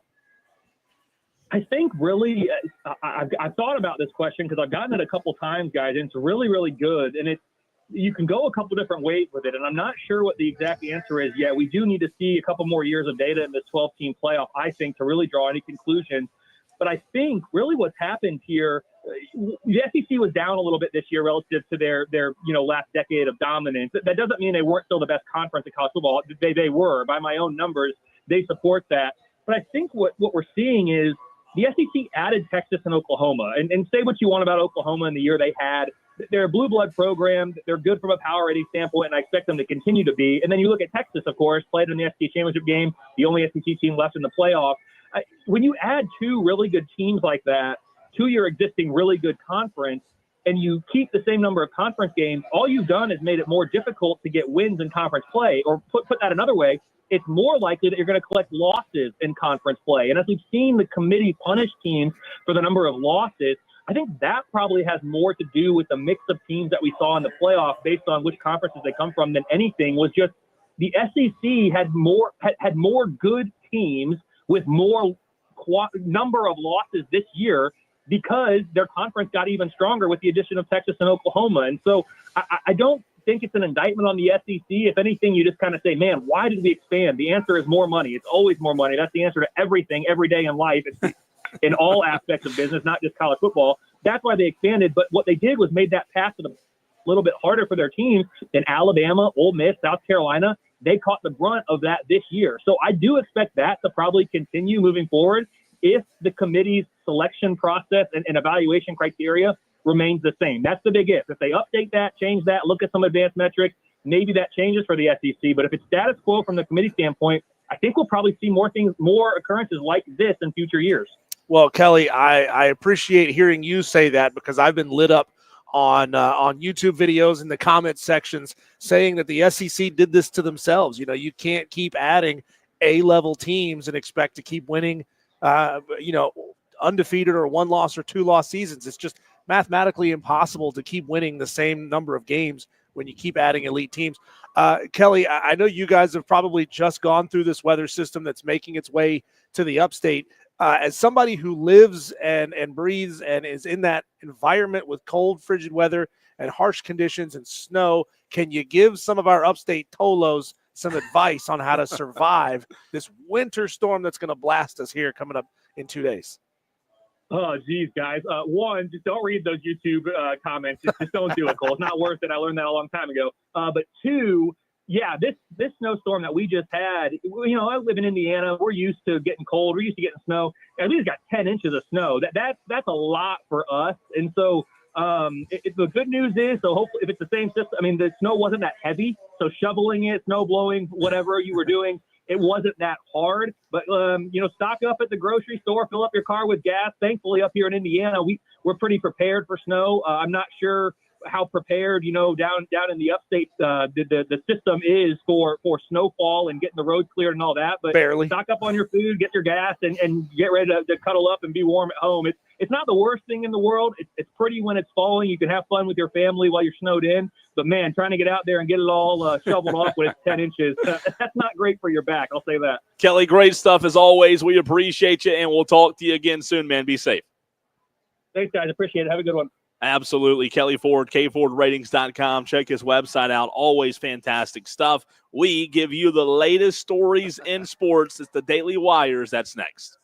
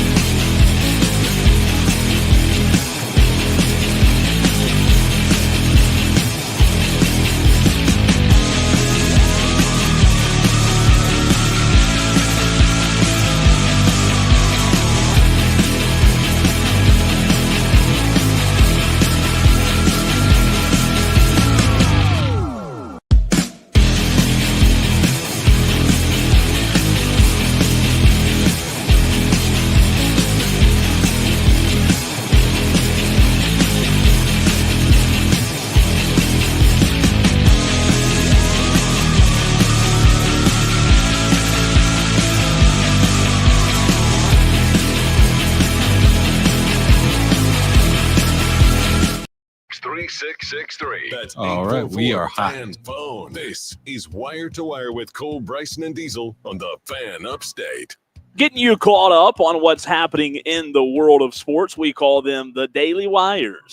It's the buzz. It's what's happening in the sports world. So many things going on. Our job is to keep you up to date on those Daily Wires. That's what we're doing right here in this very segment. We have the 5 o'clock fight coming up in, let's see, about 13 minutes from now. So stay tuned. Turn it on. Leave it on. 5 o'clock fight. And Melissa Level will join us in about 13 minutes for the 5 o'clock fight. We'll need your results on who wins and who loses each round. Diesel starting off with former South Carolina quarterback Jake Bentley setting to become the head football coach at Nation Ford High School, the Falcons football team up in Fort Mill. I'm not saying Jake Bentley's not a good football coach or won't be, but obviously his last name in this state with what his dad did carries a lot of weight. So it'll be very interesting to see how Jake Bentley can take what his dad did at Burns and do that and replicate that in his career. Yeah, I mean, that name means a lot. Does it mean a lot to high school kids? We'll wait and find out. I mean, ultimately, it matters if he can coach. And if a guy that's been around, the old adage about coaches' sons become coaches because they've lived around it their entire lives. It's gonna be fun to watch his career. And I think he will be. I think he will be a good coach. His brother, Schuler Bentley, is also a coach down at Charleston Southern, I believe the wide receivers coach. So former South Carolina quarterback Jake Bentley now leading the Falcons up at Nation Ford High School. He was the quarterbacks coach at Rock Hill with Randy Birch. So now Randy Birch will be looking for a new quarterbacks coach at Rock Hill High School in his second season. So a little bit of Gamecock news there locally. I know it's not technically in the upstate, but up toward Fort Mill. Louisville secured a 74-64 win last night over Clemson, marking their fifth consecutive win, 4-1 start in the ACC. Diesel, just a bad night for the Tigers. A lot of inconsistency, as I called it earlier, not only in the season, but also inconsistency within the game as well. Yeah, I mean, like I was saying earlier, they got out to a big lead, and they just couldn't hold it, and they couldn't bounce back. They couldn't really get things going again. Chase Hunter scored 15 points for the Tigers last night. But when you're playing a team that can run the court like that, you have to be able to get back on defense, or you got to play lights out offense to protect the basketball, not give them fast break opportunities. You know, it's interesting. Brad Brownell, he has a unique style of offense at Clemson that only certain players fit into. And Victor Lakin, I think he was a great pickup. I still think, though, even in January, there's still a lot that Victor Lakin can do to grow as a player on the team that will help this Clemson team in the long run. Because, as I said earlier, their offense is actually better when Victor Lakin's on the court, but he's not going to fill up the bucket. He's not the absolute best in the world in terms of defense. Now, a great rim protector, great blocks, leading the ACC last time I checked, or up in the top three at least when it comes to blocks. So good getting Victor Lakin, but I think he still has some room to grow. Alabama at South Carolina tonight, Diesel, 7 p.m. We talked about this a couple of days ago. South Carolina, this next stretch against Nate Oates, top 10 team in the country tonight, it's brutal. South Carolina is going to have to answer the bell, or this could become a bad season real quick for the Gamecocks. Yeah, they've got to. I think they've got to go 3-3 over this next stretch. That's going to be really tough for them to do. Yeah. Playing 5 out of 6 teams that are ranked. Vanderbilt, the only one that's not. They're 13-1. Yeah, it's a great question. Is why how is it's like the conversation we just had with Kelley Ford. How are this many teams still having such high record? I guess because they haven't really gotten into SEC play. Sure. But Nick Pringle's the player that transferred in from Alabama. Sure. Is that right? That's right. I wonder if they're going to be able to pull any insight from him and about what Nate Oates likes to do. I mean, they've done their scouting, but what else could they pick up from Nick? Yeah, to give them an edge. Tomorrow night, you will get round 1 of Duke, North Carolina. UNC's 19th in the country. Duke's 14. Diesel, Duke, red hot. We talked about Duke earlier with Cooper Flagg. Mm-hmm. UNC, though, kind of the opposite. They're ranked. However, Hubert Davis is, and this might be a bold take, but Hubert Davis is trending towards the hot seat. He has, if he misses the tournament this year, that'll be 2 of his 4 years at North Carolina that they've missed the tournament. So this is a big season for North Carolina, and we'll get to see Duke, North Carolina for the first time tomorrow night. Yeah, and it feels almost like North Carolina is ranked solely by their reputation and by that script NC on their jersey. Yeah, that happens. It does happen. Social media personality Garrett Fadua, known as G-Fed, we talked about this earlier. He received a trespass notice from Clemson, from the Clemson Police Department, after gaining unauthorized access to Memorial Stadium on November 8th, 2024. G-Fed, who films in-stadium videos, entered the stadium without permission and was found engaging in suspicious activity. I don't know what that means or constitutes, Diesel, but this incident led to him being banned from campus indefinitely. We opened the show with this. You know what? I think it's probably the right move on Clemson's part. I'm just surprised more campuses where he's done these videos haven't banned him yet. Yeah, don't commit crimes, film it, and put it on the internet. It's true. It's a good way to put it. Good way to simplify it there. Penn State's James Franklin took a slight jab at Notre Dame and Marcus Freeman. Unintentionally, maybe, who knows, while discussing the opportunity ahead of them, saying that the showdown against Notre Dame is about representing our schools and our conference, He went on to say, Diesel, I think everybody should be in a conference. I think everybody should play a conference championship game, or nobody should play a conference championship game. So do you agree with James Franklin here? Well, Notre Dame's not going to get into a conference because they've seen that they can pull in with a 6 seed and make their way through the playoffs. I mean, why would they at this point? Everything that the world of college football and its fans think will force Notre Dame into a conference, none of those things have forced Notre Dame into a conference. They are not going in unless college football strictly bans teams who are independent from the playoff, and that's never going to happen. You know what, though? I think he's right. He's right and you're right. They're not going to join a conference, but I also agree with James Franklin. They should be in a conference. That's my opinion. Gamecocks, Coach Shane Beamer, big news today. Coach Beamer, was named SEC Coach of the Year and is one of the 8 finalists for the American Heart Association's. Look at that. We got a Notre Dame fan on our hands. How about that? We were just talking Notre Dame. Check us out on the Fan Upstate if you haven't already, 97.1. Hey, National Champions, he's calling it. I like it. But Shane Beamer named one of the 8 finalists for the American Heart Association's 2024 National Paul Bear Bryant Coach of the Year Award. So Diesel, big accolade, SEC Coach of the Year, and then named one of the 8 finalists for a very honorable award. Yeah, congratulations to Shane. He deserves it. I mean, he was on the brink of being on the very hot seat this season, and he turned it around. Got them to a 9-win season, one of the South Carolina Gamecocks' best seasons in a while. Couple more daily wires before we run to a break and have the 5 o'clock fight with Melissa Level of Ingles. Wildfires near L.A. have led to postponement of an NHL game, and the NFL monitoring developments ahead of a playoff game. The Kings postponed their game against the Flames without announcing a makeup date. NFL keeping a close eye on the situation before the Rams-Vikings game. The fires have caused devastation with at least 2 deaths and over 1,000 structures destroyed. Also in L.A., Clipper star Kawhi Leonard is stepping away from the team to be with family members affected by the emergency. And lastly, briefly mentioned this yesterday, South Carolina women's basketball Ashlyn Watkins will miss the rest of the season due to a torn ACL suffered against Mississippi State. She ranked 4th in the SEC for blocks per game and 2nd in rebound. Those are the daily wires. Yeah, that's going to make repeating very, very difficult for South Carolina to have such a big piece go down. When we come back, it is time for Cole and I to put up our dukes and fight about it. The 5 o'clock fight with Melissa Level, special guest, coming up next.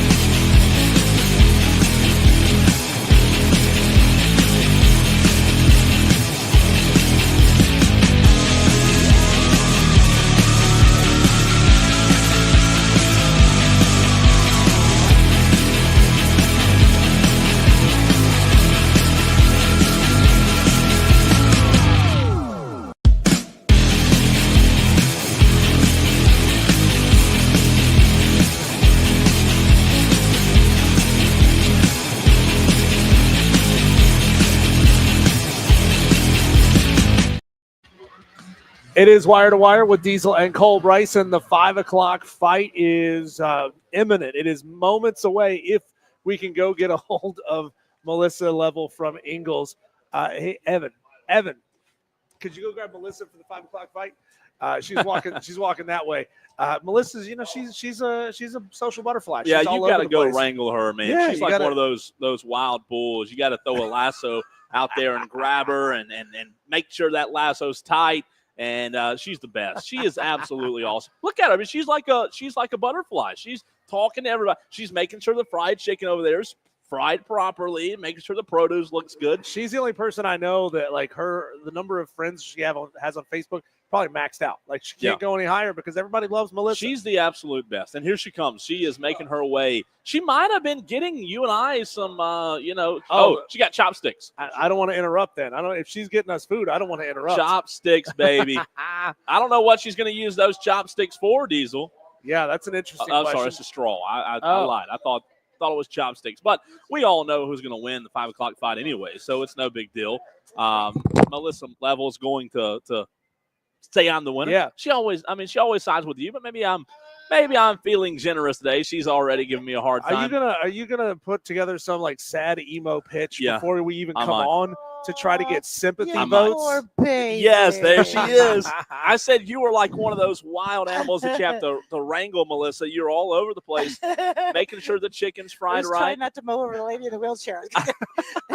I was running. If you imagine it, look at the heels. Gosh.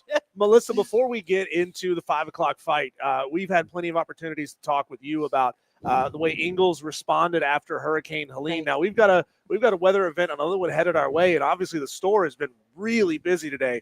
I'm sure multiple stores across the upstate have been really, really busy. Can you give people some kind of sense of what Ingles is doing to ramp up delivery and items and keep shelves stocked? When we hit that 48-hour point before a store, we go directly into a lot of things that would be available for without power, water, ice, essentials that you can do without having to cook on an electric stove. We've got all of our propane tanks. We got our gas stations. Is another thing. Don't forget to fill up your car. Yes. Okay, because you could end up somewhere, or you might not have power. You need to use your cell phone or your laptop.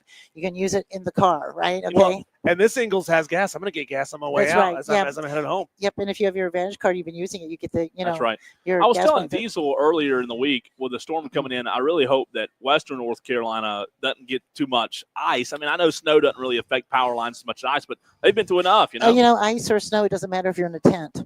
That's true. And it's really been bad. I mean, I say that not as a joke. I mean, no, it's you're really right. There's hundreds of them literally lining the road on the way. And it's just, we're getting there slowly but surely, but we're going to have warming centers and places for these people to go. Whether, it's just the cold weather alone has been, anything at this point is brutal. But we're working on being prepared. Our corporate offices are prepared. I have a really good sense of what we need to do in the sense of emergency. Awesome. But we're here for you, and we made sure that we have continuous runs. Yeah. That's a good thing about being an Ingles shopper, because our warehouse and our entire distribution center is in North Carolina. Okay, we don't use alternative distribution centers, so everything you get we even have our own dairy, right? Okay, so like milk and bread, you can't get any more milk than that. Our processing center. So I mean, we can continue to ramp up. We don't have to wait for another distributor to share everything, the inventory they have, and for them to get more inventory. Everything that we have, we can continuously ramp up and send directly from the warehouse to the stores. So y'all have y'all's own cows? We don't have. We have processing. I was going to see if Diesel could milk a cow. No. I was going to see if you had some advice on what's the tastiest kind of cow. Chocolate cow. There you go. Good answer. I love that. Ingles is a pillar of the community, being involved and making themselves available as much as they can, and making sure that items stay stocked. So anybody, if you're looking for anything, go to your local Ingles market. That's the first place you're going to find it. This is a tradition, Melissa. We do it every time you're on the show with us. It is the 5 o'clock fight. Let's get into it. You win. Oh, my gosh. And nobody's leaving unscathed. 3 topics, 1 winner. It's the 5 o'clock fight on Wire to Wire with Diesel and Cole Bryson on the Fan Upstate. So we don't do the 5 o'clock fight every day anymore, but so a refresher for those who are unfamiliar with it. 3 topics. Cole and I have to disagree. We have to take opposite sides of the argument. Melissa steps in as an arbiter and decides who wins each round. And you can vote as well by texting 844-FAN-PHONE, 844-326-3663. Tell us who wins each round of the 5 o'clock fight. Let's go with round number 1. The transfer portal is bad, right? It's good for certain players, but it's bad for the schools that are losing out on players they've spent time and money investing in to get to where they are to be attractive enough to go somewhere else. Should there be buyouts for players in college football that is paid to the school that the player is leaving? So should the school that's accepting the transfer pay a buyout to the school that is losing the transfer? No, I don't think so. I think that if they were employees, Diesel, of the school, might be a different conversation. Might be a different answer from me, but I will say no. Look, I understand the purpose of a buyout, but boy, I mean, how many millions of buyouts could you possibly have to deal with on a daily basis with the portal and the amount of players that are in the portal out? You know, it's like hopscotch, in, out, in, out. So I like the idea and the concept of it, but I would initially say no when it comes to a buyout. So if I'm, for example, Florida State, which you're a proud Florida State alum, former Florida State cheerleader, and we know Florida State is very, very active in the transfer portal. If I'm looking around and I say, hey, look at you over there, Georgia Southern, you guys got a really good wide receiver. Snatch, we'll take him off your roster. Look down there at UCF. You've got a great running back. Snatch, will take him off their roster. It's not fair to those schools who identified the diamond in the rough player that all of these Power 5 schools missed on. Maybe it's because he was 2 inches too short. Maybe it was because he was 25 pounds too light, whatever it may be. But I think the school that's losing their player, they are being penalized for being really good at finding diamond in the rough type of talent. And I think there needs to be a buyout of, if you want to call it 50% of the cost of development to that point in that player. And that's room and board, tuition, that's time spent with coaches, medical, food, etc., all of it. I think there needs to be buyouts. And then the NIL collectives, they can throw whatever money at these kids they want to try to get them to come to a school. But then the school has to decide, is it worth our money to actually add this guy to our roster? Well, I've got to tell you, I think you're both wrong. Oh, curveball. Okay. All right. And the reason I think this is because until you either have a contract, okay, if you're going to pay somebody, then there needs to be contractual obligations that you have to perform this, and this. And one of them should be, at least 2 years, okay, if not 3. Yeah. And then if you do not finish out your contract and you've been paid, then you should pay it back. I get that. You should pay back the education you've already gotten, part of that, the percentage of that. I think if these guys are going to be thrust into the NFL style big business that college football has become, it is no longer college football. It is business, okay? Yeah, then they need to be big boys. Well, it was really interesting. I read a quote from the director of bowl season a few weeks ago who was looking at some of these big-time players who are playing in bowls who otherwise wouldn't have played. Shadur Sanders, guys like him, saying that he believes, now he can't prove this, but he believes that playing in bowl games is being written into these guys' NIL contracts. It has to be. That if we're going to pay you this kind of money, you're going to play all the way to the end of the season, no matter what. Yeah, and see, that should have happened with Florida State, because if that had happened, we wouldn't be playing the debate team. Yeah, but I mean, I really do think, you've got to put something on these guys that makes them responsible enough. They are just going with where the money takes them. Okay, and they'll suffer because most of these people are not going to be in the NFL. Yeah. Or okay, so here you go. You don't have your good education. How can you get a good education? You go school to school to school. Yeah. Do you transfer? What happens? I just think it's just a mess. And if the argument leading up to paying players in NIL was that coaches can just up and leave and take a new job whenever they want to, and players can now benefit from that same freedom of movement, why don't they also have the same restrictions on them that coaches have on them, and buyouts, where if a school wants to hire Chip Kelley away, guess what? You're going to pay a buyout from where he came from. And in that case, I think that would allow the other school to be able to go out and make the replacement that's of same caliber. And that's where I see that's really where it would be. But my first sense is this is a mess. Okay. Yeah. All right. And it's not fair to a lot of schools, but it's more importantly not fair to the student. There you not go. fair to the fan. Not fair to the sport. We are not the NFL. I mean, life's not fair. People talk about it all the time that it's eroding that way, their interest in the game. If you want to get the best of everything, then you need to pay for it. That's right. There you go. Okay, and I just don't think that because there's a lot of other things. These people are still going to class in really high cost universities, but they're getting all the room and board and everything having to do with that because they're on full ride scholarships.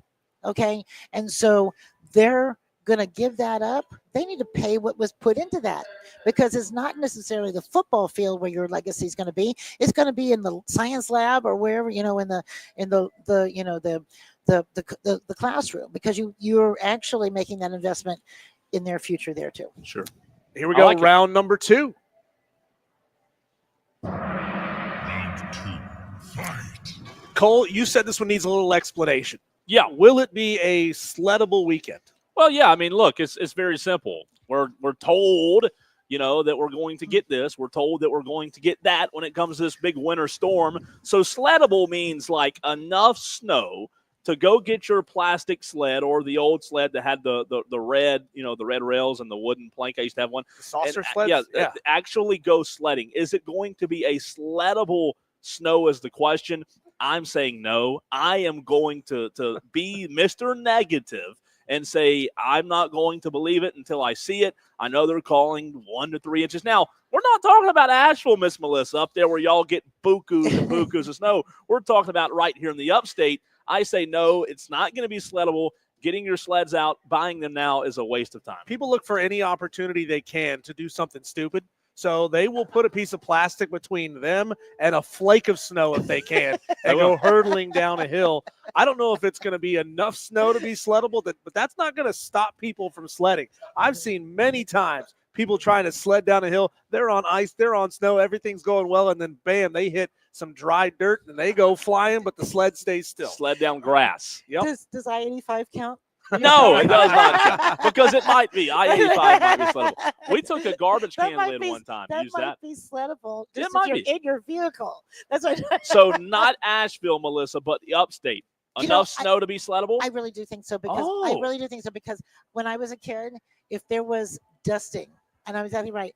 And then if there was some of the car, my dad would take extra snow and put it up on the hill. Oh, okay, great. so that we could all do it. So and all the other parents would do that because we'd get all the extra snow off the patio and off the railing and all that. Okay, and put it there. Yeah, so it'll be somewhere somehow. Somebody will make it sleddable. Do you know, Melissa, if this particular store or other stores in the area are stocking sleds right now? We have some stores that have them. This one is actually sold out of them. Wow. But also snow shovels too. So they must have a good, feeling about that. Yeah. I like to use a flamethrower. That's just me. If I have a choice. Okay, here we go. Round number 3. Final round. Fight. Here's I don't know if this is a personal hygiene question or what, Cole, but Gross. do you close the bathroom door when you go number 1 inside your own home and no one else is there? Number one. No one else is there. So when I'm pissing alone, whoa, do I close the door? No, I don't close the door. Why would I close the door? I'm not even dressed by myself at home. Wow. Why would I close the door? That's a painted picture. Why do you ask the question? Too much. If I'm home alone, what am I closing the door for? Airflow? No, you don't close the door. The reason I asked that question, Cole, is I have a specific reason of why, yes, I do have to do that. We've got a little kitten at home, cute as hell, but insane. If I'm going to the bathroom and I don't shut that door, he hears it, comes running from across the room and tries to jump in the toilet while I'm going. Oh, and I've accidentally hit him square between the eyes. That happened before? Yeah. Oh, yeah. It happened today. It happened today. Oh, I hear him coming. word. I forget to close the door. I hear him coming. I got to stop the flow when I hear him coming because I know what's about to happen. Oh, do you do that? Yeah. I don't have a cat, so obviously, if I had a cat, maybe things would be different. No, I've never thought of that. Answering this question. We put her on the spot. We have officially. Number one, I can't stand. Yeah. All right. So there's no quick escape. That's true. Okay. All That's right. true. And I have a German Shepherd, so there is no alone time in the bathroom. No alone. That's true. If you have pets. And they all have 3 dogs, and they all are like super intrigued by the toilet flushing. Does he bang on the door if you close it with him on the outside? He just pushes it open. Oh. Okay. And the thing is, now he's figured out. He's done this twice now. 2 toys he's dropped in the toilet. Two toys. 2 toys. Did you get them out? Yeah. Oh, I got tongs. Do you reuse the tongs when you cook dinner? No. Did you clink the tongs before you do it just to make sure they work? No. I should do that. She just assumes that they work. But I will tell you this. Okay. I would ask you this. Do you pee in your backyard? No. Yes. Okay. Yes.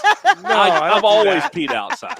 I don't do that. I've always hunting, fishing. I got a wife that would leave me if she knew I was peeing in the backyard. You gotta go. You gotta go. This must be a man thing. It is. I think it is. I've always said, look, if you can't pee outside, something's will wrong. Go out at 11 o'clock at night with all 3 dogs, and they're all 4 of them are peeing. Well, we've got houses around us, and they all have children. That's a charge if somebody sees me doing that. I don't want to catch a charge to pee in my own backyard. I'll go inside. But you should be able to pee outside. That's just the. That's why you leave the door open. Right. You feel like the outdoors. Yeah. There's a Cole. Do you have the window open too? There's a gentleman walking by that just heard you say that. He gave you the weirdest side I looked when you said you should be able to go in your backyard. I can imagine people in Eagles right now are like, what are these people talking about? But hey, you know what? It's conversations they have too. They just don't do it on the radio. There you go. That is the 5 o'clock fight. Round 1. Should there be buyouts for college football players who are transferring? I say yes. Cole says no. Melissa says you're both wrong. Number 2, will it be a sleddable weekend? Cole says no. I say, yeah, people will sled on anything. And round number 3, do you close the bathroom door when you go number 1 at home alone? Cole says, no way. He doesn't even wear pants when he does it. And I always close the door because I have to. Who wins the 5 o'clock fight? Text in 844-326-3663. Tell us, and I'll tell you, the voiceover guy will tell you right here, right now, how you can suggest a 5 o'clock fight. What do you want Diesel and Cole Bryson to fight about next? If you've got an ass, I'll kick it. Submit your topics to diesel@thefanupstate.com. Subject line fight on the Fan Upstate. Man, I don't think the comment section is lit up this much. There's no way I'm going to lose this one. There's no way you're going to lose it. No. I got to hear. There's no way. Everybody, if they're alone, they don't close. I don't know if I've ever closed the door. If you're a woman, you can't. You have to disrobe half of yourself. Right, yeah, but what if you're home alone? Nobody's there. Yeah, but you never know. Somebody just gonna walk in the house. The phone might ring. You have to leave it. You close the door. You make it a mission. It's like a horror movie all of a sudden. You don't know who's home. What's the old movie, Melissa? Help me out here. The old movie about the serial killer where the lady came home and every time something was different, like you know what I'm talking about. Scream? Was it Scream? No. Every time, like the medicine cabinet, it was an older movie. Jay knows what I'm talking about. I didn't see it. Every time she'd come, old Psycho? movie. No, older than that. When she would come home, everything in the house would be like neat, and like the bed would be made, or the medicine cabinet would be perfect. What kind of horror movie is that? That's a great day if somebody's coming home and cleaning your house. That's break in and clean up, true. Please. Some Tolo out there. Pay you? I'm telling you, it was one of the best horror movies. There's a Tolo out there that will help me out. 844-FAN phone on the text line and let me know. It's sounds creepy. How can it be a best horror movie if you don't even know the name of it? Oh God! I'm just trying to save my plumbing. It's going to come to just trying to cut down on the water bill. Dog toys, going down this. Texter says Diesel wins round 1. That comes from JT and Greer. He says, actually, Melissa wins round 1. So he took back his vote. He's giving it to you. JT and Greer gives me round number 2. And I'm trying to find, he says Cole wins round number 3. So JT, he's spreading the love. He's Nobody going wins from him. Too. I guess he does. Jeff R says Cole's been wrong on his picks all year. So we definitely know he's going to be wrong about Jeff. No. Michael from Simpsonville, we can't read that text on the air. You know that. What do you say? Steve, wait. Oh, yeah, you're right. I feel like that's, as our boss would say, far too titillating. We can't talk about that on the radio. Tolo Steve, OH, says round 1, Cole, round 2, Diesel, round 3, Cole. That's why you don't have cats. Let's see. Fatal Attraction? Fatal Attraction. God, that movie's not older than Psycho, is it not? Psycho was from the 60s. Fatal Attraction was from the 80s. Fatal Attraction is when the woman gets dumped and she goes crazy. She kills the rabbit and puts it in the bowl. Oh, okay. Yep. Mm-hmm. Okay, I was thinking of the one where Sharon Stone uncrosses her legs. Oh, that's a different movie. That was a good one too. It's a different movie. Yeah. Tolos who were on the stream, Cole, what are they saying? On the stream, Madcraft. Let's see. Madcraft has not gotten his vote in yet, so we're waiting on that. The stream's dead. The stream is dead. At, Tolos? Jump in the stream. Sharon Stone could go to the bathroom with the door open because she didn't have any underwear on. This segment has just blown up. Oh, I was thinking of Sleeping with the Enemy. Oh, there you go. You remember that one? Julia Roberts. Julia Roberts. Yep. You remember that one? That's the one. That's an old movie, though, right? Yeah. Well, it's not as old. Psycho. Psycho's like in the 50s. That old? Yeah. Psycho's like the 50s. I didn't realize it was 80s. Well, the 80s was Sleeping with the Enemy. Melissa, you're the best. Always appreciate you hopping on with us. Happy New Year, everybody. Happy New Year. Yeah. And happy snow days. Have y'all had any yet this year? Yes, and we're probably gonna get more snow than you guys this time, but you're gonna get more ice. You always get more snow. But you have 4-wheel drive. You know how to drive in this stuff, right? No. You don't have I'm 4-wheel from drive? Florida. But you don't have 4-wheel drive? No. Hey, come on, Melissa. I'm going to come visit Asheville get a Saturday if 4-wheeler. it doesn't snow. Okay. Listen, be careful where you go. Cole comes chauffeur you around. But it's really great that you're coming up there. We need the help. She'll put it work. No, we need the business. Oh, yeah, we absolutely. We need the business. So Melissa Level, she's the absolute best. Yeah, appreciate you as well. Tomorrow, the Final Four begins in college football. We'll get into that. Real quick, what's your Final Four pick? Penn State, Penn State tomorrow versus Notre Dame? Notre Dame. And then Ohio State Friday versus Texas? Ohio State. And then Ohio State, Notre Dame National Championship? That's it. Mm-hmm. Who wins? Interesting. Ohio State. Oh, I like it. I mean, they're playing white hot right now. That's right. They're playing white hot. Notre Dame can't score. You want to be when you are at the playoffs. You're right. There you go. Mm-hmm. We'll get into that on the other side. This is the Fan Upstate.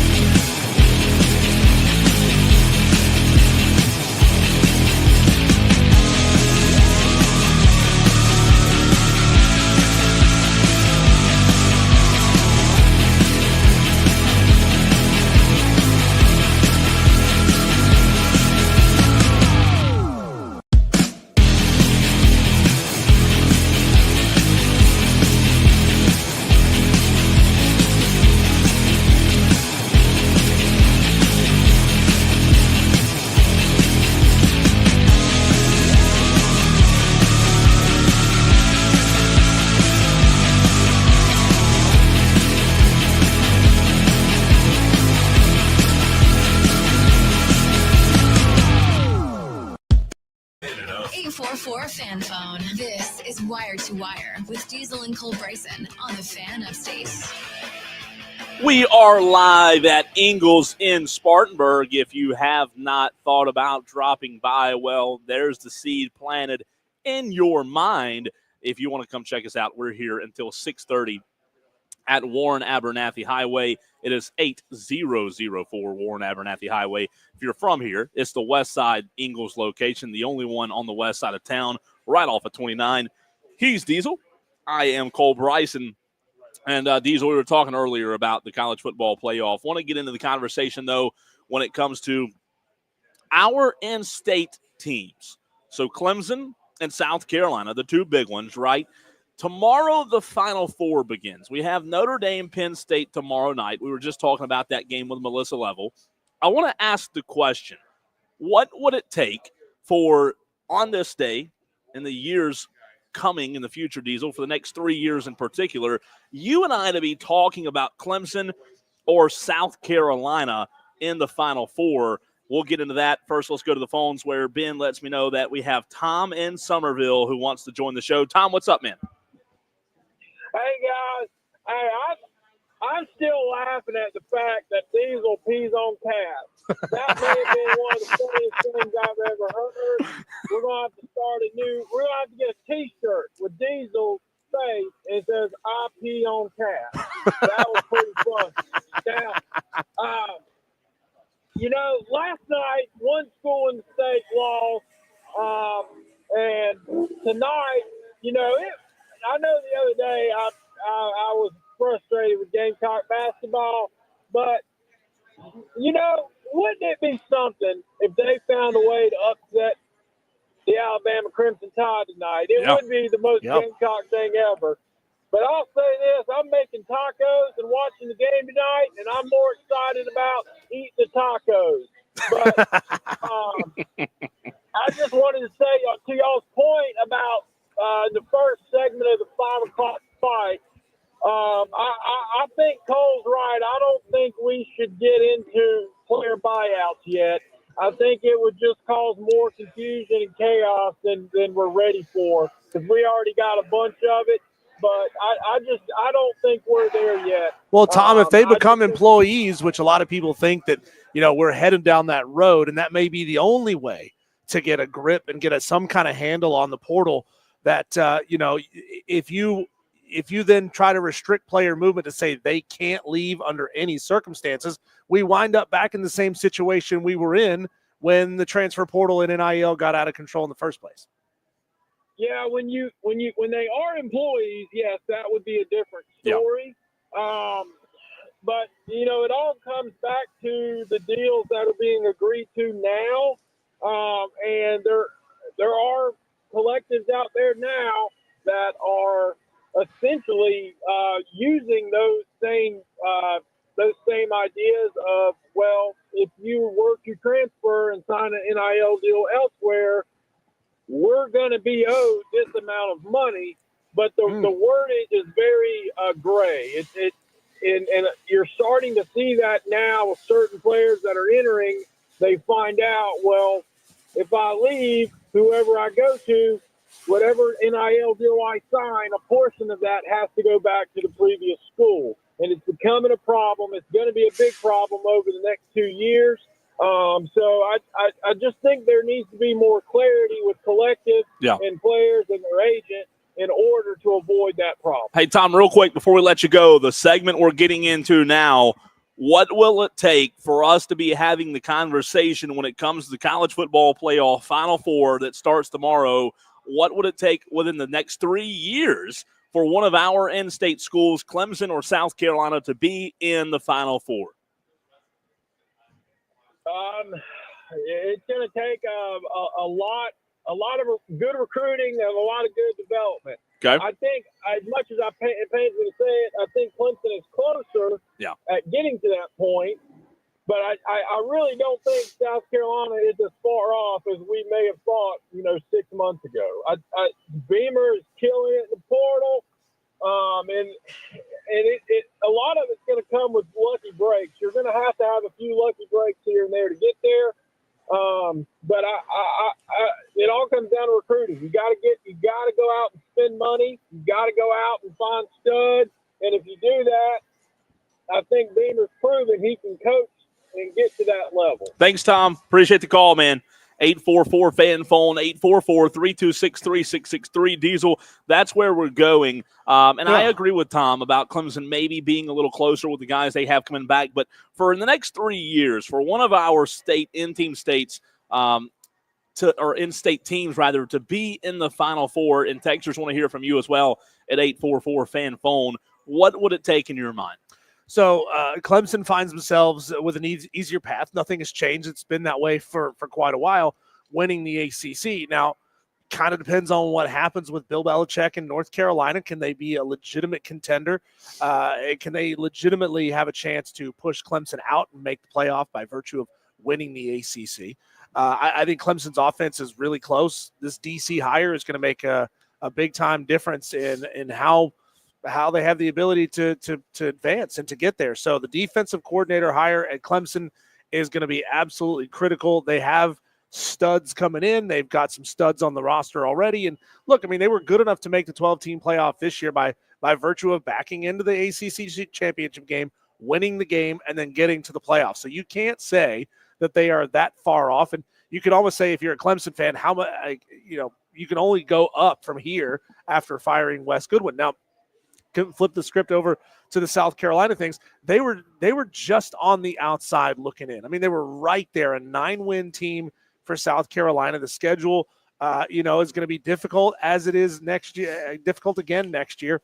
But if they can do well in the out-of-conference, go 3-1 or 4-0 in out-of-conference the way that they did this year, I think they're going to be in a really good spot. Clayton White has that defense playing really, really well.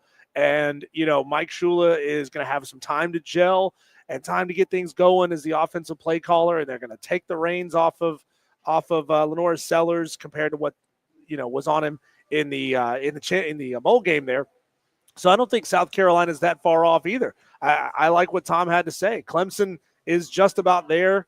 South Carolina not far off. Texter says Gamecocks need the SEC to establish their dominance again. Go figure. We were a fringe team this year, yet the SEC had a down year.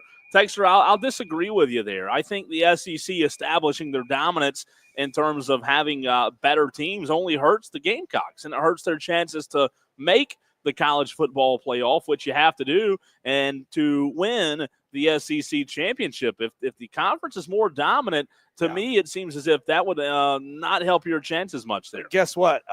Lane Kiffin's not going anywhere, so Ole Miss is not going anywhere. Oklahoma, they want to be back. They want to fix things from the way things went last year. So you're going to have another big-time contender there in Oklahoma breathing down your necks. I mean, it's a tough league. It's a really, really tough league to come out of. And so you kind of need Oklahoma to stay down because I think South Carolina plays them again in 2025. You need them to stay down. You need to get that win. That's going to be a crucial one.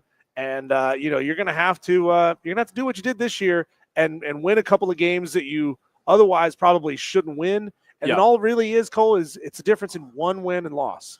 If South Carolina won one of those games that they lost this year, if they looked better than they did against Ole Miss, we might be talking about a different story. South Carolina might have been in, even with 3 losses, if they had played Ole Miss close. I do think there is some validity. I think there is some truth to what Tom said when it comes to having to catch some breaks. You look at the 2024 season, South Carolina did the opposite. They were on the wrong side of things, especially when it comes to the LSU game. They did not catch breaks. I think Tom's right there. I think they do want to have to catch some breaks because the SEC, to your point, Diesel, they're not going anywhere. It's going to be tough. That's every year. That's year in, year out. So if the Gamecocks somehow, some way in the next 3 years want to find themselves in the conversation when it's all said and done or coming down to the Final Four, I think you have to get consistent play out of Lenore Sellers. I think their defense is still going to be good, but I think when it all comes down to it, you've got to be able, Diesel,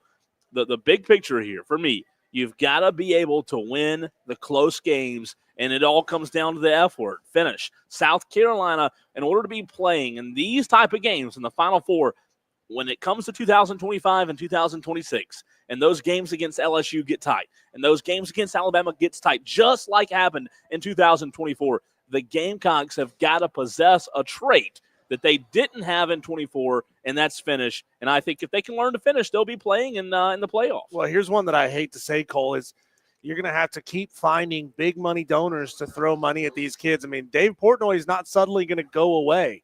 Remember when he said, I'll pay $3 million to get a great quarterback here at Michigan? Ohio State's got those big-time donors. Penn State's going to be energized, and they're going to have big-time donors.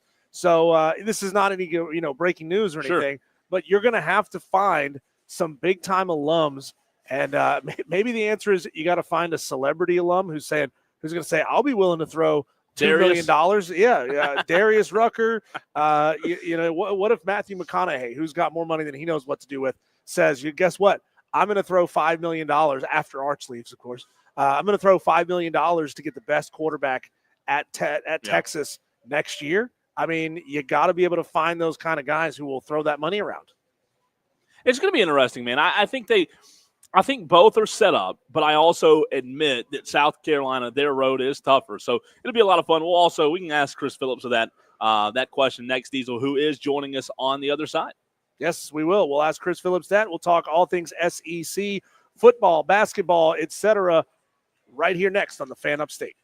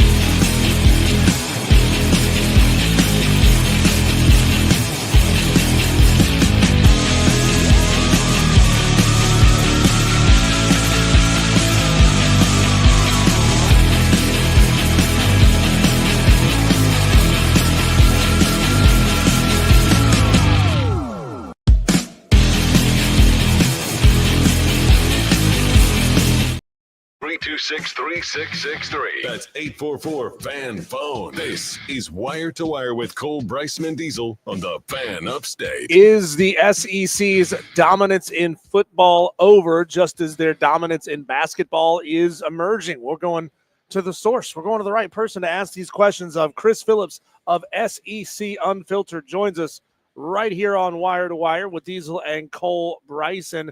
Chris, welcome into the show. I saw a few weeks ago that you posted on your Twitter account your 2024 tour superlatives. Now I want you to do the Razzies version of that. What elements of your 2024 tour really disappointed you, either because they were bad or just plain overhyped? Well, guys, first thing first, appreciate you having me on. I'll be honest, I'm going to take the cop-out answer. The entire tour was great, man. There's a reason I didn't do a power rankings, ranking them 1 through 15, because I just felt like it was unfair with all the experiences we had to put somebody last, 14th or 15th, or have somebody feel like we were disrespecting them. So, I mean, the only thing I would say is obviously like the neutral site games, those were probably games I could have done without. But other than that, man, I mean, even going to a Vanderbilt that maybe you wouldn't think that highly of, it was a really cool experience. People were great. The game didn't disappoint. That was the Vanderbilt-Texas game we went to. So I know I'm taking the cop-out answer, but I'm going to do it, man, because the entire tour top to bottom was great. I mean, it was really, really hard narrowing down those superlatives, and I really felt bad with some of the stops and some of the games and some of the people and the places that I left off. So, again, kill me if you want, but I'm taking the cop-out. It was all great. Chris, you cover the SEC day in and day out. What has been your reaction to what we've been told is the SEC burning down? I don't think it's burning down. I think a lot of people have been waiting for this moment. I think that's sort of been my reaction, right? Everybody's got their opportunity now to pick on the SEC, and the SEC has just been head and shoulders better than the rest of college football and really college sports for so long. And, now that they didn't have a dominant season because, listen, again, I think the portal and NIL and those things played a factor. I don't think teams like Georgia and Alabama and others had as much depth that they had in years past. And obviously we know with the changes at Bama, right, that led to some uncertainty and some uncommon results for them. So, it's fair. It's fair. I mean, I don't think the league was as elite at the top as we've seen in years past. But, granted, Texas plays the shot to go to the national championship. I know they're obviously a brand new member of the SEC, but my reaction simply, Cole, has just been I think a lot of people have been waiting for this day, and they're taking advantage of it. Well, Chris, you could certainly take it as a sign of respect when everybody wants to kick the SEC when they're down because the SEC's been the one doing all the kicking for years and years. Let's talk about Texas's counterpart that came into the conference with them. They didn't have a great year this year, the Oklahoma Sooners. Brent Venables, he got his extension going into this season. How safe do you think Brent Venables is if they end up having another disappointing year in 2025? Basically asking, what does he have to do to keep his job going into 2026? Yeah, I think he goes into the 2025 season on one of the hottest seats in the conference, Diesel. I really do. I think after the year they had, losing to Navy in the bowl game was sort of the cherry on top, if you will. And I know he just signed that long extension, obviously, but those folks in Norman aren't used to losing, and they're not very patient. So, what is the number, right? I think that's the really difficult thing, and a lot of it, because I don't think at Oklahoma, I don't think it's like an overnight fix. You know what I mean? You look at them and the issues that they had on the offensive line and the playmaker spots, and of course, a lot of that stuff, was much more prevalent because of injuries. But you bring in a new offensive coordinator, you bring in a new quarterback and John Mateer, and that needs to click immediately. Because I think getting to 8 wins probably in 2025 is what Brent Venables needs to hit. I think have Sooner fans feeling like this thing is back on track in year 4. So, certainly he's right up there with guys like Hugh Freeze and Sam Pittman with some of the hottest seats in college football, I would say. It's a big 2025 year. And again, God forbid they miss a bowl game, but I think even another like pedestrian 6-6 season, and there's going to be some very, very uncomfortable conversations. Obviously, the buyout plays into it, the way it looks. There's a lot of context to it, and that's why I think it's so hard to define, like, what is the number of wins. But Oklahoma's in a really interesting spot, guys, because, again, they're not used to going into seasons and saying, 8-4 would be a good year. I mean, they were insulted by the fact that I picked 7-5 for them going into the season, and said, hey, that'd be a decent year in year one of the SEC. They're used to winning titles, so I just fear they won't be very patient with him. So there's a lot of pressure for sure going into year 4. Hey, Chris, I asked you this question at the beginning of the year when it came to Shane Beamer and where he ranked among SEC coaches. He has now been awarded the SEC Coach of the Year, one of the finalists for a very prestigious award with the Paul Bear Bryant Coach of the Year award. Now that the season is over, you saw what he did at South Carolina. Does your opinion on where Beamer ranks among his colleagues change at all? Yeah, I think he definitely rises. I mean, listen, I think that, to this point coming in the season, we had seen him overachieve and we had seen him obviously fall short in that big year 3 with Spencer Rattler. But I mean, how can he not move up, right? After taking this team that had such low expectations and, winning 9 games. Under the bowl game, obviously didn't turn out the way you want. But I mean, listen, bowl games are a crapshoot. You didn't have Rocket Sanders. You didn't have Kyle Kennard. It is what it is. So I think it takes nothing away from, what they did this season, a 9-win season. You win six games in a row to close the year. You beat Clemson. You were in serious college football playoff conversations. I mean, I think coming into the season, if I remember correctly, Cole, I had him kind of middle of the pack, if not slightly below that, maybe like 10th or 11th or 9th or 10th. I mean, I think he's definitely top half. I think certainly he moves ahead of a couple guys. I think I may have had like Mark Stoops and Hugh Freeze ahead of him. I'm trying to think of some others, but maybe even a Brent Venables. I don't know. But, he's definitely, I think, now a top 6 or 7 coach. I think you look at Beamer for the most part. I mean, listen, guys, 3 out of the 4 years he's been there, he's overachieved expectations. So that's a good trend, especially in a place like South Carolina, a place where there seems like every year going to be doubted. I'm sure there's going to be more of that going into this season, even with some of the pieces they return. But certainly you can't deny a job well done in 2024. And I think he definitely – when we see the new lists come out, over the summer or whenever they are, people drop those lists, he definitely should be a few spots higher. Chris Phillips of SEC Unfiltered. Make sure you find his content on all your favorite platforms, Facebook, Twitter, Instagram, YouTube. He's on all of them. Make sure you look them up. Chris, a very specific set of dominoes would have to fall to set up this scenario, but it's not completely out of the question. If Quinn Ewers gets Texas into the national championship game, they win this weekend to advance. But the voices who say that he should play another year of college ball to improve his NFL draft status win out. What will Quinn Ewers' future in Texas be? Is it a foregone conclusion that no matter what happens, he will not be the starter at Texas again next year? I mean, listen, I've talked to folks pretty close to that program, and nothing's definitive, right? Things can change, but I think they're ready for the Arch Manning era. I do. So I think I think Quinn is going to go to the draft, all things considered. But if he does want to play another year of college football, I don't think it's going to be in Austin, Texas. I don't know who the suitor would be. Maybe it's a place like Notre Dame who will be looking for a quarterback. I mean, there's always somebody looking for a quarterback. So I just, with Arch Manning waiting in the wings, and he's now waited. This is his 2nd year. He's waited his turn. I think that fan base, I think that program is ready for the next step, for the next era, if you will. So, I mean, listen, things can change. Could we see an Arch Manning hit the portal? I mean, I think that would be the worst case scenario for Texas folks. But, yeah, I think if Quinn Ewers, big if, because I do think he's going to go to the league, if he wants to play another year of college football, I don't think it's going to be in Austin, guys. I don't. So a very quick follow-up to that. A quick follow-up to that, Chris. If Quinn, let's just pretend for a moment, Quinn does come back to Texas for another year, is Arch going to hit the portal? Is he gone, or do you think he would stay because he wants to be at Texas that badly? Yeah, I don't think it's a foregone conclusion he would hit the portal because he is in a really good position. I mean, Arch has said too. He's like, I'm not entertaining the portal. I'm not going into the portal. Now things can change certainly, but I believe him when he says that. I mean, it's he's at a great place. I think he's obviously playing for a coach that he believes in, Steve Sarkisian, and you look at his track record with offenses and quarterbacks, and I think Arch's and the Mannings as a whole, right? This is far beyond Arch. I think they're pretty comfortable with the situation that he's in. So, if Quinn does come back, I don't think it's a foregone conclusion that he would transfer. I think, Arch might decide to wait it out. I mean, let's face it, guys, he's at Texas. He's getting taken care of, right? I mean, I doubt there's many places out there that would give him much more of a competitive NIL deal. I mean, they're the Mannings. They don't need all that NIL money, right? It's more about fit. It's more about coach. It's more about, what they're comfortable with. And it seems to me from talking to folks in Austin, he's pretty comfortable there. He's happy there. And I mean, it seems like he's been happy waiting his turn. So I don't think it's a foregone conclusion, but certainly it would be an interesting conversation. I'd be really curious to see how Sark would handle it. Chris, as we let you go, SEC game, obviously a non-SEC game tomorrow night, but Friday night, Texas, Ohio State, your prediction?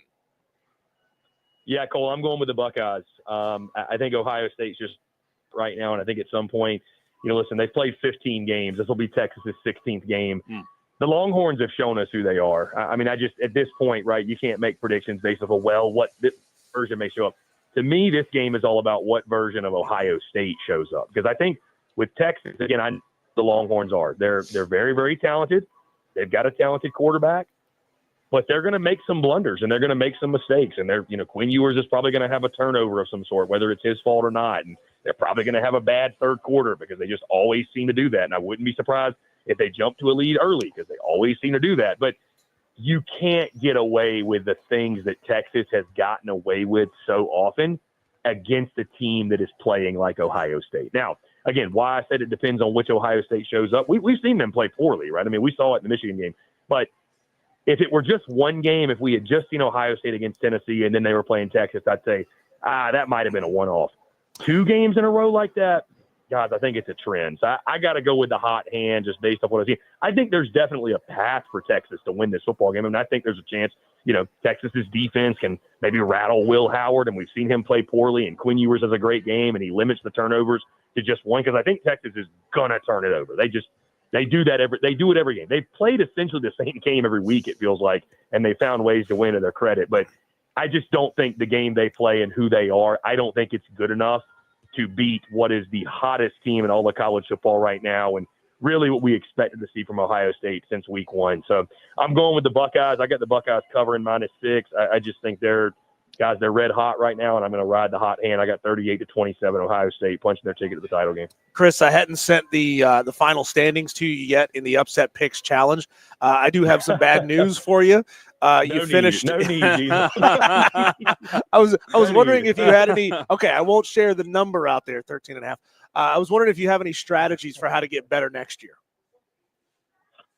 Just no ball better, I guess. I need to study. I don't know what it is. Yeah, I don't know, man. That's a really, really good question. I don't know. We'll work on it. We got time. We'll have to regroup, and I'll have to put heads together maybe with the SEC Unfiltered crew and see if they can't help me out. Chris, great stuff as always. We appreciate you, and we'll talk to you soon. Hey, guys, appreciate y'all. Cole and Diesel, always a pleasure. Y'all be good. Chris Phillips, SEC Unfiltered. We'll get back into the conversation we had earlier in the show. Dabo making a splash, Shane Beamer being recognized, and last chance to hear from you, Tolos. That's next.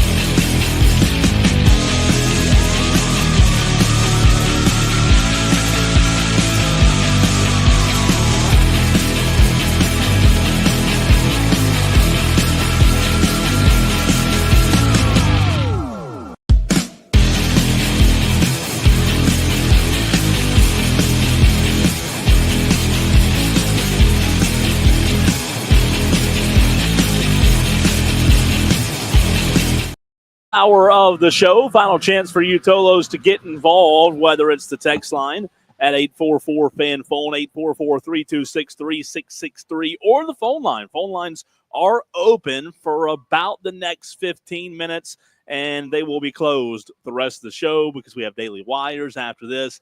And then Furman basketball, Diesel, tonight. Did you put on here, are they favored? They're favored big tonight. Yeah. Over the Citadel. Let's see, Citadel. 13.5 points. Man, that's big. That's a big spread. So, we had a conversation a year ago or 2 years ago, I think, with Bob Ritchie, head coach there at Furman. And we had a great conversation about what teams need to do to try to get that second bid or that at-large possibility for themselves that mid-majors have to do. And, he was lamenting the fact that, they have to change the way they coach. They have to change the way they substitute down the stretch. They have to leave starters in games that are blowouts longer because it looks better to the net ratings. It looks better to Ken Palm and all these other ratings that get used to say, oh, well, you beat a team by 30 than by 15. Even if it was a completely dominant win, you need that massive blowout. So, he limited the fact that it's going to cause some big problems in like sportsmanship and your ability to get guys on the court. Yeah, it's interesting. It would definitely change things for sure. We are live at Ingles for about the next 30 minutes or so. Warren Abernathy Highway. If you're from around here, it's the west side of Spartanburg location, right off of 29 across from Academy, and right off of 26, not far at all from Interstate 26. Would love to see you in the next few minutes. But Diesel, we started the show earlier today, in hour number one rather, talking about Dabo Swinney and this being what fans wanted. I do know, we all know that there's a large contingent of Clemson fans in our listening audience in the upstate, Greenville, Spartanburg, Anderson, Seneca, wherever you may be listening from. And I think that this is like a sigh of relief for Clemson fans. Dabo today getting Jeremiah Alexander, linebacker out of Alabama, who was from Alabama. Nick Saban got him right out of his backyard. Diesel, I think this was a sigh of relief for a lot of Clemson fans because, as you and I have talked about many, many, many times, Dabo has been anti-portal. And now all of a sudden he's gotten three guys in a span of a couple of weeks, and they have to pan out. They have to contribute. We know that. However, if they do pan out, if they do contribute, Dabo Swinney using the portal, I think, is a sigh of relief for Clemson fans of them just saying, hey, this is all we've been asking for the whole time. Yeah, I mean, they're not asking you to open the floodgates, right? They're just asking for a trickle, just a couple of guys, 3-4 guys each season, especially when you find yourself thin. Yeah. And in seasons where, recruiting out of high school didn't go the way that you wanted it to. And then this year was a disappointing season for Clemson when it comes to high school recruiting. So you ended up losing a handful of guys that you thought you were going to get right there at the last minute. And then, of course, then you almost have to at that point. It's a necessity. How do you even field a roster if 6-7 guys that you expected to be on your roster next year that you thought you had locked up all of a sudden say, peace, I'm out, I'm going to Georgia Tech for another $15,000. I mean, you have to go into the portal to fill those roles. And it's interesting to see Dabo, old gunslinger Dabo, I'm sure he's got a smile on his face. I got this good guy out of Alabama. I mean, he could have filled his roster with FCS transfers. Yeah. He could have filled depth and said, all right, the guys that we've got on our roster that I recruited out of high school, they are going to be the starters no matter what. And I'll recruit some depth behind them. Yeah, I'll get a guy out of South Alabama. I'll get a guy out of Marshall. I'll get a guy out of UNC Charlotte. And we're going to add them to the depth chart, but they're not going to start. But that's not the tack that he's taken. He knows that he's got to win now, or his star will continue to dull. And I listen, people make too much of risk with portal players. And what I mean by that is to the point you made about their deficiencies or holes in the team. Kids out of high school are just as much of a risk. Yeah. You could even argue that kids out of high school, when you recruit kids from high school, they're even more of a risk than the portal guys. I know you have your standards and your philosophies of how you want to build the program and how you want to recruit. I get that. That's fine.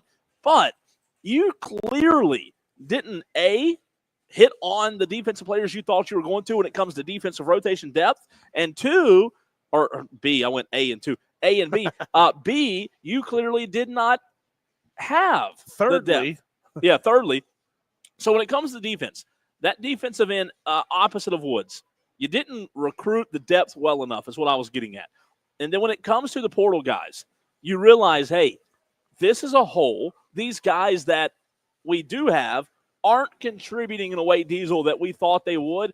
Also, maybe we just don't have as much depth overall as we thought, because when I watched Clemson this year defensively, that was one of the biggest issues, I thought. I felt like, man, they just don't have the depth defensively with the rotations like they normally did when Brent Venables was there. Well, you go back to the conversation, and I believe it was Brian Baldinger that said this on our show, specifically talking about the NFL.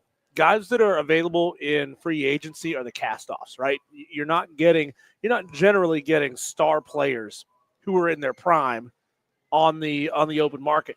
The difference in college football is you can get star players in their prime because there's no salary caps, right? The rules are completely different. There's nothing that a team can do to prevent a guy from walking. In the NFL, they can hold them to their contracts. In college, they just up and walk. So you can get really, really talented guys, even high character guys that are just making the quote-unquote smart business decision, as much as I hate it, making that smart business decision to say, you know what, I don't think I'm going to be highly sought after at the NFL level, but I can go make another, $100,000 or $250,000 right now for myself. I could set myself up for a while by making this move, and it happened. So good guys are out there. Quality character guys are out there. Not everybody that's in the transfer portal is in the portal because they're bad character guys or they're disloyal or anything like that, or they're discontented with where they were. Yeah. Some of them are just doing it for the money, and it's just business. So I'll tell you what I would love to know. And you and I probably will never know this, Diesel. We'll probably never know the real answer to this. But I would love to know. I was talking to a buddy of mine this morning about this. What was it in the heart of hearts that caused Dabo Swinney to start using the portal? Because you and I can suggest, right, what we think it may have been, the lack of defensive depth, them just not simply being at the mountaintop like they have been in years past. There are so many things you could throw at the wall and see if they stick when it comes to why Dabo did it. But I ultimately think that the reason Dabo did it is because he saw the parity in college football, and he saw that his opportunity is now. Because the SEC, I do think it's leveling out. I do think with the portal and the NIL, Diesel, I think other teams out there are given the opportunity, like Penn State to the worlds, to like Colorado, anybody, to go out and be successful and go on a run. And I think ultimately Dabo saw that and said, hey, I have the team to do it. I gotta utilize this thing. I've got to be able to go out and get players to make my team better. Yeah, and another good question, and it's another question we may never get the answer to. How is Dabo Swinney using the portal differently from the way other big programs are using it, from the way Ole Miss attracts players, from the way Florida State attracts players, right? I mean, yeah. I can't believe that Dabo Swinney would just say, okay, guess what? We're going to throw $1 million at somebody. We're just going to go straight pay for play. That's how we're going to do it. We're going to be just like everybody else. That's not the case. I mean, no. He said how many times that you guys want me to be just like everybody else. I don't want to be just like everybody else. So the question is, how is Dabo, and you could ask this question of how Shane Beamer does it, because he's doing a fantastic job in the transfer portal. How are the coaches who are successful at finding the quality character guys in the portal using their personalities and their sales pitches that they've been using for years to get high school guys to commit for portal guys? Well, we can't offer you the $1 million, but we can offer you, $750 and this down the line. So money ultimately is probably a big deciding factor in that. However, there were a lot of rumors when it came to Jeremiah Alexander, who just committed to Clemson today, Diesel. There were a lot of rumors before he committed to Clemson that he was going to A&M. So while money is a part of it, maybe this is an example of money's not everything, because guess what? We all know if you compare Clemson and A&M head-to-head, who has more money. Right. That's out of the question. I mean, it's probably not even close when it comes to NIL collectives and the oil money that A&M has. So maybe, just maybe, if one day if Jeremiah Alexander is asked the question by David Hood of TigerNet or Will Vandervoort of the Clemson Insider, maybe an answer from Jeremiah Alexander could be what continues to get guys to Clemson from the portal, because maybe there are guys out there who ultimately, at the end of the day, don't only care about money. Yeah, and look, I mean, there's so many instances in college football when guys make these decisions for the right reasons. They make the decision because the coach that recruited them is gone.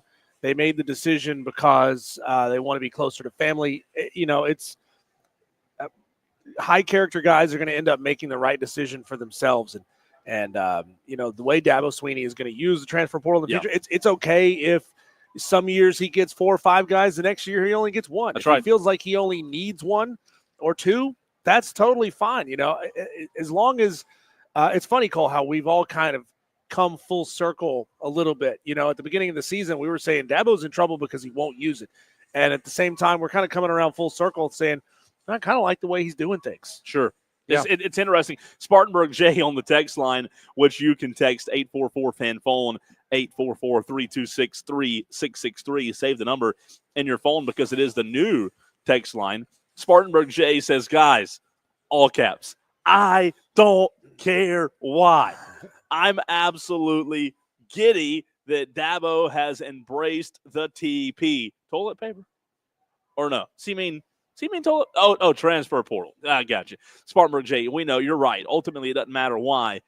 But like when you think about Dabo, he was the only. This time last year, what was everybody talking about? It was him and the Army, the service academies. They're the only ones that didn't take transfers. That's what I'm saying. So the fact that the mantra has changed, it's a good thing. It can't be a one-way street. No, it simply can't. If you're losing 5 or 6 guys a year, sorry, but the guys that you're elevating and giving scholarships to are not 4- and 5-star guys. Right. But then also on the flip side, we mentioned this earlier, Diesel, just as equally impressive in my mind as it is that Dabo did go and get some guys out of the portal, I think it's equally impressive that he kept the guys he had this year. Because you look at last year's roster, there was a lot of talent. I've said multiple times, I thought there was a lot of meat left on the bone. Well, guess what? Now Dabo has not only went out and got some guys, he's starting to retain his roster. So it's a win-win. And you look at what's happening, you would hope if you're a Clemson fan that the tide truly is turning to having you back on the mountaintop. So it'll be interesting to see. Also, Diesel, Shane Beamer was named the SEC Coach of the Year. Shane Beamer, obviously a good coach, but for him to be named the SEC Coach of the Year, to ask Chris Phillips this earlier today in the interview, I think now all of a sudden he's in the top 5 of SEC coaches. Wow. Isn't he right there? I mean, from the bottom to the top, it's wild. It's wild how fast that can happen. I don't know where he was when we talk about the very beginning of the season. You and I did these or had these conversations of where Shane Beamer is ranked based on you can kill that music, Ben, not quite ready. Where Shane Beamer is ranked based on the SEC coaches. I mean, obviously you have Kirby Smart. Obviously, you have guys like Steve Sarkisian. I'm missing a few, I'm sure, ahead of Shane Beamer, but I think he's absolutely doing his absolute best to come back and really regain some traction in the top 5. We are live at Ingalls on Warren Abernathy Highway. Snow in the forecast. We asked Melissa Level in the 5 o'clock fight earlier if it will be a sleddable weekend. I have seen, Diesel, that is trending toward less ice and more snow, so maybe we'll maybe we'll get lucky. What do you think? Turn into the skid, leave lots of distance. Don't go blowing through red lights like you do when there's no snow on the ground. Be careful out there. You're gonna be fine. And if you don't have 4-wheel drive, stay your ass at home. It's not that hard. I don't know why. It's like, and again, it happened with the hurricane as well. When she heard us talk about Shane Beamer, she had to roll up and see what's going on. She's like, wait, they're talking about him? And she's got a beautiful what's your name? Dot. Pleasure to meet you. Dot coming up and giving us a visit on the Fan Upstate. Good, because I'm in a wheelchair. Went down to the bowl game. Season ticket holder. Wow. You went to the bowl game in Orlando. He just said Shane Beamer, top 5 coach in the SEC. How you feel about that? Yeah. There you go. She agrees. Season ticket holder. How She about agrees. that? And All right. you said Dot, right? Dot, good to see you. Good to meet you. Thanks for stopping by. Hope you can check us out daily, 3 to 7, 90s. What frequency? Don't cheat. Don't cheat. And She knows. That's right. You're good. 97.7 in Greenville, 97.1 in Spartanburg. Yep. There you go. Oh, I won't don't talk about that. Won't tell Don't anybody. talk about that. There you go. Good to Thank see you. Dot. And also want to say one more time, big shout out to Ingles Diesel. You mentioned this earlier with Melissa. The what they do during times like this with snow coming in and everything, it's truly remarkable. I mean, this Ingles has been pretty steady all day since you and I have been here. It's been busy. But, man, they're always ahead of the game. And I'll tell you, if you don't have a supermarket that you frequent, Ingles, they're the only one. Yeah, we asked Melissa about that. They've got a very distinct plan of action in place, ready to go to handle the volume of customers and some of the high ticket items that go quickly at Ingles markets and at all grocery stores when bad weather like this is coming. So I guarantee you, if you go to your store that you like to go to all the time and they're out of something, Ingles is going to have it. Make sure you stop by Ingles and get it taken care of. When we come back, Cole, we're going to wrap up the show, put a bow on it with our daily wires, and then we'll hand it off to Dan Scott for the call of Furman at the Citadel. All right, we're clear. Perfect. Hey, that